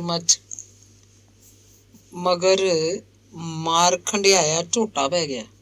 ਉਹ ਭੱਜਦੀ ਹੈ, ਡਿੱਗ ਪੈਂਦੀ, ਉਹ ਤੋਂ ਭੱਜਿਆ ਨਹੀਂ ਜਾ ਰਿਹਾ। ਉਹ ਤੇਜ਼ ਭੱਜ ਰਹੀ ਹੈ, ਪਰ ਉਹਦੇ ਪੈਰ ਬਹੁਤ ਮੁਸ਼ਕਿਲ ਨਾਲ ਜ਼ਮੀਨ ਤੋਂ ਉੱਠਦੇ ਆ, ਜਿਵੇਂ ਧਰਤੀ ਨਾਲ ਹੀ ਸਿਉਂਤੇ ਹੋਣ। ਅਖੀਰ ਉਹ ਝੋਟਾ ਉਹਦੇ ਉੱਤੇ ਆ ਚੜ੍ਹਦਾ। ਉਹ ਹੁਣੇ ਆਪਣੇ ਸਿੰਗ ਉਹਦੀ ਛਾਤੀ 'ਚ ਖੋਭ ਦੇਗਾ। ਹੁਣ ਝੋਟੇ ਨੇ ਆਪਣਾ ਖੋਰ ਉਹਦੀ ਹਿੱਕ ਤੇ ਧਰ ਲਿਆ। ਵਜਨ ਪੈ ਰਿਹਾ, ਉਹਦਾ ਸਾਹ ਰੁਕ ਜਾਂਦਾ। ਜੇ ਇਸ ਤਰ੍ਹਾਂ ਹੀ ਰਿਹਾ ਤਾਂ ਮਰ ਜਾਏਗੀ। ਉਹ ਮੂੰਹ ਉੱਚੀ ਆਵਾਜ਼ ਕੱਢਦੀ ਹੈ, ਕੋਈ ਸੁਣ ਲਵੇ ਉਹਨੂੰ ਛੁਡਾ ਦੇਵੇ, ਪਰ ਆਵਾਜ਼ ਵੀ ਰੁਕੀ ਹੋਈ ਹੈ। ਉਹ ਤੋਂ ਬੋਲਿਆ ਨਹੀਂ ਜਾ ਰਿਹਾ। ਬਹੁਤ ਜ਼ੋਰ ਲਾਉਂਦੀ, ਆਖਰ ਉਹ ਕਰਦੀ ਦੀ ਉਹਦੀ ਅੱਖ ਖੁੱਲ ਜਾਂਦੀ, ਉਹ ਘਬਰਾ ਕੇ ਉੱਠ ਜਾਂਦੀ ਹੈ। ਸਵੇਰੇ ਜਦੋਂ ਜਾਗਦੀ ਉਹਦੇ ਮੱਥੇ ਦੀ ਠੀਕਰੀ 'ਚ ਧਰਮਦਾਸ ਆ ਵੜਦਾ। ਕਾਲਾ ਧੂਸ ਬੰਦਾ, ਨਿਰਾ ਝੋਟੇ ਦਾ ਝੋਟਾ। ਉਹਦਾ ਭਿਆਨਕ ਖਿਆਲ ਉਹਦੇ ਮੱਥੇ ਦੀ ਸੋਚ ਬਣ ਗਈ। ਕਿਵੇਂ ਵੀ ਉਹਦੇ ਦਿਮਾਗ 'ਚੋਂ ਨਿਕਲ ਨਹੀਂ ਰਿਹਾ ਸੀ। ਉਹ ਬੜੀ ਸ਼ਿੱਦਤ ਨਾਲ ਮਨ 'ਚ ਚਿਤਵਦੀ, ਰੱਬ ਉਹਨੂੰ ਚੁੱਕ ਕਿਉਂ ਨਹੀਂ ਲੈਂਦਾ। ਫਿਰ ਉਹਨੂੰ ਹੀਣਤ ਆਉਂਦੀ ਤੇ ਉਹ ਆਪਣਾ ਹੀ ਬੁਰਾ ਸੋਚਣ ਲੱਗ ਪੈਂਦੀ। ਪਾਪੀ ਬੰਦੇ ਦਾ ਤਾਂ ਦੂਣਾ ਵੱਧਦੇ ਫੁੱਲਦੇ ਨੇ, ਰੱਬ ਉਹਨੂੰ ਆਪ ਨੂੰ ਹੀ ਮੌਤ ਦੇ ਦੇਵੇ। ਉਹਦੀ ਮਿੱਟੀ ਧਰਤੀ ਦੇ ਮਿੱਟੀ 'ਚ ਰਲ ਜਾਏ। ਧਰਤੀ ਉਹਨੂੰ ਵਿਆੜ ਕਿਉਂ ਨਹੀਂ ਦਿੰਦੀ। ਉਹ ਗਰਕ ਜਾਣਾ ਚਾਹੁੰਦੀ। ਧਰਮਦਾਸ ਦੀ ਪ੍ਰੇਤ ਸ਼ਕਲ ਉਹਦੇ ਚੇਤੇ 'ਚੋਂ ਪਲ ਛਿਣ ਲਈ ਪਰੇ ਹੁੰਦੀ ਤਾਂ ਜਿਉਣਾ ਉਹਦੇ ਮੱਥੇ ਨਾਲ ਆ ਟਕਰਾਉਂਦਾ। ਜਿਉਣਾ ਜੋ ਹੁਣ ਉਹਦੇ ਮੱਥੇ ਦਾ ਨਸੀਬ ਨਹੀਂ ਸੀ ਸ਼ਾਇਦ। ਉਹ ਸੋਚਦੀ, ਜੇ ਉਹਨੂੰ ਪਤਾ ਲੱਗ ਗਿਆ ਤਾਂ ਉਹ ਕੀ ਸੋਚੇਗਾ ਉਹਦੇ ਬਾਰੇ। ਉਹਦੀ ਕੋਈ ਪੇਸ਼ ਨਾ ਜਾਂਦੀ। ਉਹ ਬੁੱਤ ਦਾ ਬੁੱਤ ਬਣ ਕੇ ਬੈਠੀ ਸੀ ਘਰ ਦੀ ਚਾਰਦੀਵਾਰੀ 'ਚ। ਉਹਨੂੰ ਕੁਛ ਨਾ ਸੋਚਦਾ। ਉਹ ਸੋਚਦੀ, ਰੱਬ ਕਰੇ ਕਿਤੇ ਤਾਂ ਬਿਜਲੀ ਬਣ ਕੇ ਧਰਮਦਾਸ ਤੇ ਡਿੱਗ ਪਵੇ ਤੇ ਉਹਨੂੰ ਜਿਉਂਦੇ ਨੂੰ ਚਰੜ ਚਰੜ ਕਰਕੇ ਫੂਕ ਦੇਵੇ। ਪਾਪੀ ਨੂੰ ਕੌਣ ਕੀਤੀ, ਮੇਰੇ ਨਾਲ ਚੰਡਾਲ ਨੇ। ਆਥਣ ਦਾ ਵੇਲਾ ਨਿੱਤ ਵਾਂਗ ਡਰੀ ਡਰੀ ਤੇ ਗੁੰਮਸੁੰਮ ਬੈਠੀ ਹੋਈ ਇੱਕ ਟੱਕ ਕੰਧ ਵੱਲ ਝਾਕ ਰਹੀ ਸੀ ਖਾਲੀ ਖਾਲੀ ਅੱਖਾਂ ਨਾਲ। ਦਿਆਲੂ ਨੇ ਉਹਦੇ ਮੂਹਰੇ ਸਰੋਂ ਦੇ ਸਾਗ ਦੀ ਥੱਬੀ ਤੇ ਦਾਤ ਲਿਆ ਕੇ ਰੱਖਤਾ, ਅਧੀਆ ਬੋਰੀ ਤੇ ਵੱਡੀ ਪ੍ਰਾਂਤ ਵੀ। ਕੋਈ ਕੋਲ ਖੜਾ ਦੇਖ ਕੇ ਉਹ ਕੰਬ ਗਈ। ਉਹਨੇ ਧੁੜ ਤੁੜੀ ਲਈ। ਮਾਂ ਕਹਿੰਦੀ, ਲੈ ਸਾਗ ਚੀਰ, ਕੰਮ ਨੂੰ ਹੱਥ ਪਾ, ਤੂੰ ਤਾਂ ਜਮਾਂ ਨਿੱਗਰਦੀ ਜਾਂਦੀ ਹੈ। ਉਹ ਸਾਗ ਚੀਰਨ ਲੱਗੀ। 2-4 ਚੀਰਨੀਆਂ ਚੀਰੀਆਂ ਸੀ। ਉਹਦਾ ਸੱਜਾ ਹੱਥ ਵੱਢਿਆ ਗਿਆ। ਦਾਤ ਬਹੁਤ ਤਿੱਖਾ ਸੀ। ਉਦਣੀ ਨੇਕ ਉਹਨੂੰ ਸਾਣ ਤੇ ਲਵਾ ਕੇ ਲਿਆਇਆ ਸੀ। ਸੱਜੇ ਹੱਥ ਦੀ ਪਹਿਲੀ ਉਂਗਲ ਦਾ ਮਾਸ ਚੀਰਿਆ ਗਿਆ। ਲਹੂ ਵਗਣ ਲੱਗਿਆ। ਉਹ ਬੋਲੀ, ਮਾਂ ਮੈਥੋਂ ਨਹੀਂ ਹੁੰਦਾ ਇਹ, ਮੇਰਾ ਤਾਂ ਹੱਥ। ਦਿਆਲੂ ਕਹਿੰਦੀ, ਓਏ ਹੋਏ ਕੁੜੇ ਚੰਦਰੀ, ਇਹ ਕੀ ਕਰ ਲਿਆ, ਲਹੂ ਚਲਾ ਲਿਆ। ਅੱਗੇ ਕਦੇ ਸਾਗ ਨਹੀਂ ਚੀਰਿਆ ਸੀ ਭਲਾ। ਖਬਰੇ ਕਿਵੇਂ ਧਿਆਨ ਰਹਿੰਦਾ ਤੇਰਾ, ਕਿੱਥੇ ਧਿਆਨ ਰਹਿੰਦਾ ਤੇਰਾ। ਸਹੁਰੀ ਜਾ ਕੇ ਦੱਸ ਕੀ ਲੱਲੜ ਲਾਏਂਗੀ। ਉਹਨੂੰ ਪਰਾਂ ਬਿਠਾ ਕੇ ਦਿਆਲੂ ਆਪ ਸਾਗ ਚੀਰਨ ਲੱਗੀ। ਸਹੁਰੀ ਜਾ ਕੇ ਦੱਸ ਕੀ ਲੱਲੜ ਲਾਏਂਗੀ ਸ਼ਬਦਾਂ ਨੇ ਕੁੜੀ ਦਾ ਅੰਗ ਅੰਗ ਪੱਚ ਦਿੱਤਾ। ਜਿਵੇਂ ਉਹ ਨਿਢਾਲ ਹੋ ਕੇ ਬਰਾਂਡੇ 'ਚ ਮੰਜੇ ਤੇ ਉੱਤੇ ਜਾ ਡਿੱਗੀ। ਅੱਖਾਂ ਮੀਟ ਲਈਆਂ। ਹੁਣ ਉਹਦੇ ਦਿਮਾਗ 'ਚ ਤਿੱਖਾ ਦਾਤ ਘੁੰਮ ਰਿਹਾ ਸੀ। ਅੰਗ 16ਵਾਂ। ਪ੍ਰਤਾਪੀ ਉਸ ਰਾਤ ਸੁੱਤੀ ਨਹੀਂ। ਇੱਕ ਵਾਰ ਤਾਂ ਅੱਧੀ ਉੱਠ ਬੈਠੀ। ਹੌਲੀ ਹੌਲੀ ਆਪਣੀ ਜੁੱਤੀ ਪਾਈ ਤੇ ਸਬਾਤ 'ਚੋਂ ਪੋਲੇ ਪੈਰੀਂ ਬਾਹਰ ਆ ਗਈ। ਝਾਲਣੀ 'ਚ ਗਈ। ਉਹਨੂੰ ਪਤਾ ਸੀ ਸੀਖਾਂ ਵਾਲੀ ਡੱਬੀ ਕਿੱਥੇ ਹੈ, ਪਰ ਉਹਨੇ ਚਾਨਣ ਨਹੀਂ ਕੀਤਾ। ਟੋਹ ਟੋਹ ਕੇ ਦਾਤ ਲੱਭ ਲਿਆ। ਉੱਥੇ ਝਲਾਨੀ ਦੇ ਹਨੇਰੇ 'ਚ ਉਹਨੇ ਦਾਤ ਦੀ ਧਾਰ ਉੱਤੇ ਹੱਥ ਫੇਰ ਕੇ ਦੇਖਿਆ। ਬਾਹਰ ਤਾਰਿਆਂ ਵੱਲ ਨਿਗਾਹ ਮਾਰੀ। ਉਹਦੇ ਚਿੱਤ 'ਚ ਪਤਾ ਨਹੀਂ ਕੀ ਗੱਲ ਆਈ। ਉਹਨੇ ਇਰਾਦਾ ਬਦਲ ਲਿਆ। ਬਰਾਂਡੇ 'ਚ ਆ ਕੇ ਚੱਕੀ ਉੱਤੇ ਦਾਤ ਰੱਖਿਆ ਤੇ ਉਵੇਂ ਦੀ ਉਵੇਂ ਪੋਲੇ ਪੈਰੀਂ ਜਾ ਕੇ ਰਜਾਈ 'ਚ ਵੜ ਗਈ। ਉਹਦੀ ਮਾਂ ਨੂੰ ਉਹਦੇ ਉੱਠਣ ਦਾ ਜਾਂ ਮੁੜ ਕੇ ਪੈਣ ਦਾ ਕੋਈ ਪਤਾ ਨਹੀਂ ਸੀ। ਉਹ ਤਾਂ ਘੁਰਾੜੇ ਮਾਰ ਰਹੀ ਸੀ। ਉਹ ਹੁਣ ਸੌਣਾ ਚਾਹੁੰਦੀ ਵੀ ਨਹੀਂ ਸੀ। ਰਜਾਈ 'ਚੋਂ ਬਾਹਰ ਮੂੰਹ ਕੱਢ ਕੇ ਛੱਤ ਵੱਲ ਝਾਕਦੀ ਰਹੀ। ਹਨੇਰੇ 'ਚ ਕੁਝ ਵੀ ਨਹੀਂ ਸੀ।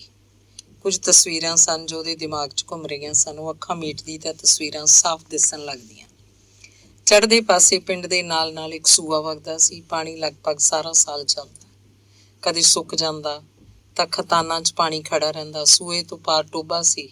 ਟੋਭੇ ਤੇ ਵੱਡਾ ਬੋਹੜ, ਜਿਸ ਥੱਲੇ ਗਰਮੀਆਂ 'ਚ ਗਾਈਆਂ ਦਾ ਵੱਗ ਬੈਠਦਾ। ਪਿੰਡ ਦੇ ਚੜ੍ਹਦੇ ਪਾਸੇ ਦੇ ਲੋਕ ਤੜਕੇ ਸੂਏ ਤੋਂ ਪਾਰ ਜੰਗਲ ਪਾਣੀ ਜਾਂਦੇ।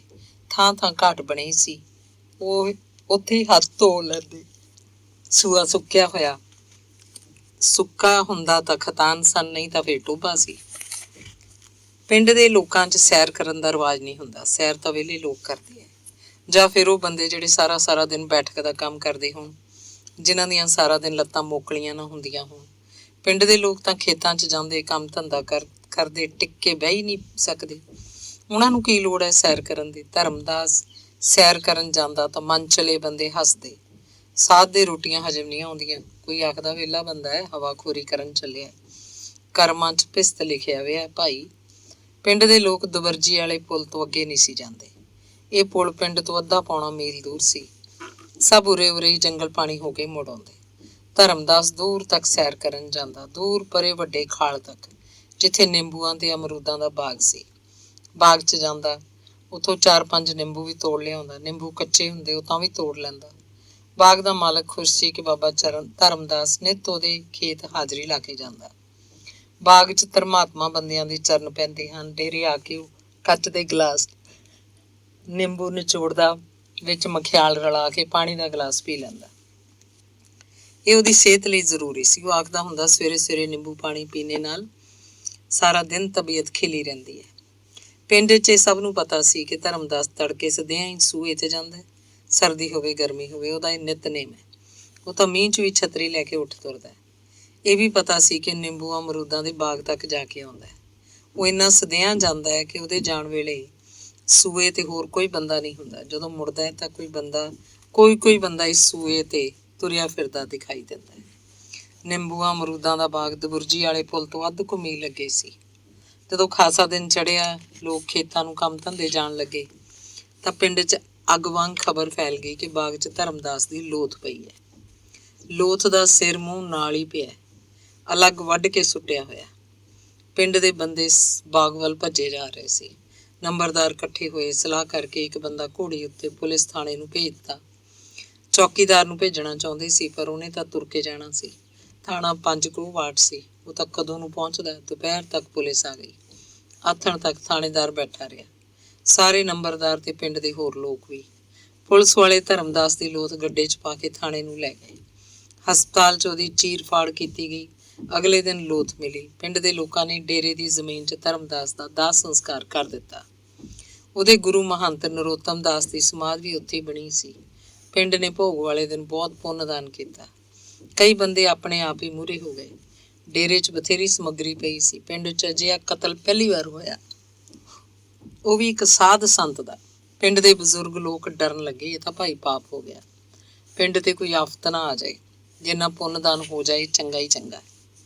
ਕੋਈ ਲਾਗ ਡਾਟ ਨਹੀਂ ਸੀ ਧਰਮਦਾਸ ਦੀ ਤਾਂ ਕਿਸੇ ਨਾਲ। ਲੋਕਾਂ ਦੀ ਸਮਝ ਵੀ ਨਹੀਂ ਆ ਰਿਹਾ ਸੀ। ਕੋਈ ਆਖਦਾ ਧਰਮਦਾਸ ਆਪਣੇ ਕੁੜਤੇ ਥੱਲੇ ਝੱਗੀ ਦੀਆਂ ਦੋਵੇਂ ਜੇਬਾਂ 'ਚ ਨੋਟ ਪਾ ਕੇ ਰੱਖਦਾ ਹੁੰਦਾ ਸੀ। 100 ਦੇ, 10 ਦੇ, ਥਈਆਂ ਦੀਆਂ ਥਈਆਂ। ਦੁਸ਼ਮਣ ਲੱਗ ਗਿਆ ਕੋਈ ਮਗਰ, ਉਹ ਇਹ ਪੈਸੇ ਵੀ ਦਿੰਦਾ ਹੁੰਦਾ ਸੀ ਵਿਆਜ ਤੇ। ਕਿਸੇ ਨੂੰ ਬਹੁਤਾ ਤੰਗ ਕਰਦਾ ਹੋ, ਅਗਲੇ ਨੇ ਅੱਕੇ ਵੇ ਨੇ ਵੱਢ ਤਾਂ ਕੋਈ ਹੋਰ ਸ਼ੱਕ ਕਰਦਾ। ਜਵਾਬ ਦੇਣ ਵਾਲਾ ਕੋਲ ਹੀ ਬੈਠਾ ਹੁੰਦਾ, ਆਖਦਾ ਨਾ ਇਹ ਨਹੀਂ, ਪੈਸੇ ਤਾਂ ਸਾਧ ਤੀਵੀਆਂ ਨੂੰ ਦਿੰਦਾ ਸੀ। ਬੰਦਿਆਂ ਨਾਲ ਤਾਂ ਉਹਦਾ ਵਿਹਾਰ ਹੀ ਨਹੀਂ ਸੀ। ਨਾਲੇ ਤੀਵੀਂ ਨੂੰ 50-100 ਤੋਂ ਵੱਧ ਨਹੀਂ ਸੀ ਦਿੰਦਾ। ਜਿਹਨੂੰ ਵਿਆਜੂ ਪੈਸਾ ਦੇਣ ਦਾ ਭੁੱਸ ਪੈ ਜੇ, ਭੈੜਿਆ ਤੀਵੀਂ ਕੀ ਤੇ ਆਦਮੀ ਕੀ। ਨਹੀਂ, ਇਹ ਤੁਹਾਨੂੰ ਨਹੀਂ ਪਤਾ। ਹੁਣ ਵਿਚਾਰਾ ਉਹ ਮਰਾ ਗਿਆ, ਹੁਣ ਕੀ ਗੱਲ ਕਰਨੀ ਹੈ ਉਹਦੀ, ਛੱਡੋ ਪਰੇ। ਫੇਰ ਵੀ ਪਿੰਡ ਦਾ ਪਰਦਾ ਸੀ, ਮਿੱਟੀ ਪਾਉਣੀ ਠੀਕ ਸਮਝਦਾ ਅਗਲਾ। ਪੁਲਿਸ ਮਹੀਨਾ ਭਰ ਆਉਂਦੀ ਰਹੀ, ਕਿਸੇ ਤੇ ਸ਼ੱਕ ਵੀ ਨਹੀਂ ਸੀ। ਨੰਬਰਦਾਰਾਂ ਨੇ ਪਿੰਡ ਦੀ ਸਾਰੀ ਹਵਾ ਸੁੰਘ ਰੱਖੀ ਸੀ।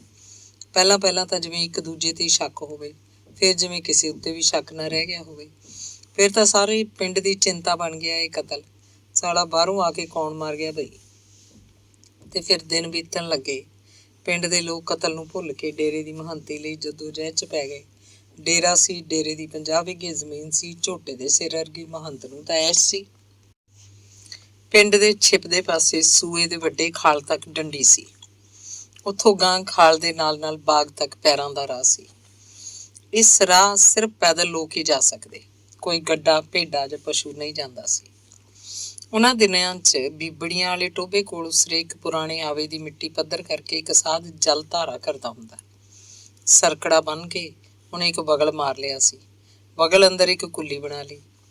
ਇਸੇ ਕੁੱਲੀ 'ਚ ਧੂਣਾ ਸੀ। ਮੋਟੀ ਲੱਕੜ 24 ਘੰਟੇ ਧੁਖਦੀ ਰਹਿੰਦੀ। ਸਾਧ ਧੂਣੇ ਕੋਲ ਤੱਪੜੀ ਵਿਛਾ ਕੇ ਸੌਂਦਾ। ਉਹਦੇ ਸੇਵਾਦਾਰ ਵੀ ਉੱਥੇ ਹੀ ਪੈ ਜਾਂਦੇ। ਪੱਕੀਆਂ ਇੱਟਾਂ ਵਿਛਾ ਕੇ ਸੌਂਦਾ। ਉਹਦੇ ਸੇਵਾਦਾਰ ਵੀ ਉੱਥੇ ਹੀ ਹੁੰਦੇ। ਪੱਕੀਆਂ ਇੱਟਾਂ ਵਿਛਾ ਕੇ ਬਣਾਇਆ ਜਲ ਧਾਰੇ ਦਾ ਫਰਸ਼ ਟੋਭੇ ਵਾਲੇ ਪਾਸੇ ਸੀ। ਰਾਤ ਨੂੰ ਘੜੇ ਭਰ ਦਿੱਤੇ ਜਾਂਦੇ। ਉਹ ਸਿਰ ਦੀਆਂ ਜਟਾਂ ਖੋਲ ਕੇ ਤੇ ਪੰਥੀ ਮਾਰ ਕੇ ਇੱਟਾਂ ਦੇ ਫਰਸ਼ ਤੇ ਬੈਠ ਜਾਂਦਾ। ਉਹਦੇ ਸੇਵਕ ਉਹਦੇ ਸਿਰ ਤੇ ਠੰਡੇ ਠਾਰ ਪਾਣੀ ਦੇ ਘੜੇ ਮੁਧਾਈ ਜਾਂਦੇ। ਸਾਧ ਕਿਸੇ ਮੰਤਰ ਦਾ ਜਾਪ ਕਰ ਰਿਹਾ ਹੁੰਦਾ, ਫਿਰ ਉਹ ਬੋਲਣਾ ਬੰਦ ਕਰ ਦਿੰਦਾ। ਸਾਰੇ ਘੜੇ ਮੁੱਦਿਆਂ ਤੋਂ ਉਹਨੂੰ ਉੱਥੋਂ ਚੁੱਕ ਕੇ ਧੂਣੇ ਕੋਲ ਅੰਦਰ ਕੁੱਲੀ 'ਚ ਲਿਆਂਦਾ ਜਾਂਦਾ। ਉਹ ਬੇਸੁਰਤ ਹੋ ਚੁੱਕਿਆ ਹੁੰਦਾ। ਜਲ ਧਾਰਾ 21 ਘੜਿਆਂ ਤੋਂ ਸ਼ੁਰੂ ਹੋਇਆ ਸੀ। ਘੜਾ ਨਿੱਤ ਵੱਧਦਾ, ਇੰਝ ਅਖੀਰਲੇ ਦਿਨ 7100 ਘੜਾ ਹੋ ਜਾਣਾ ਸੀ।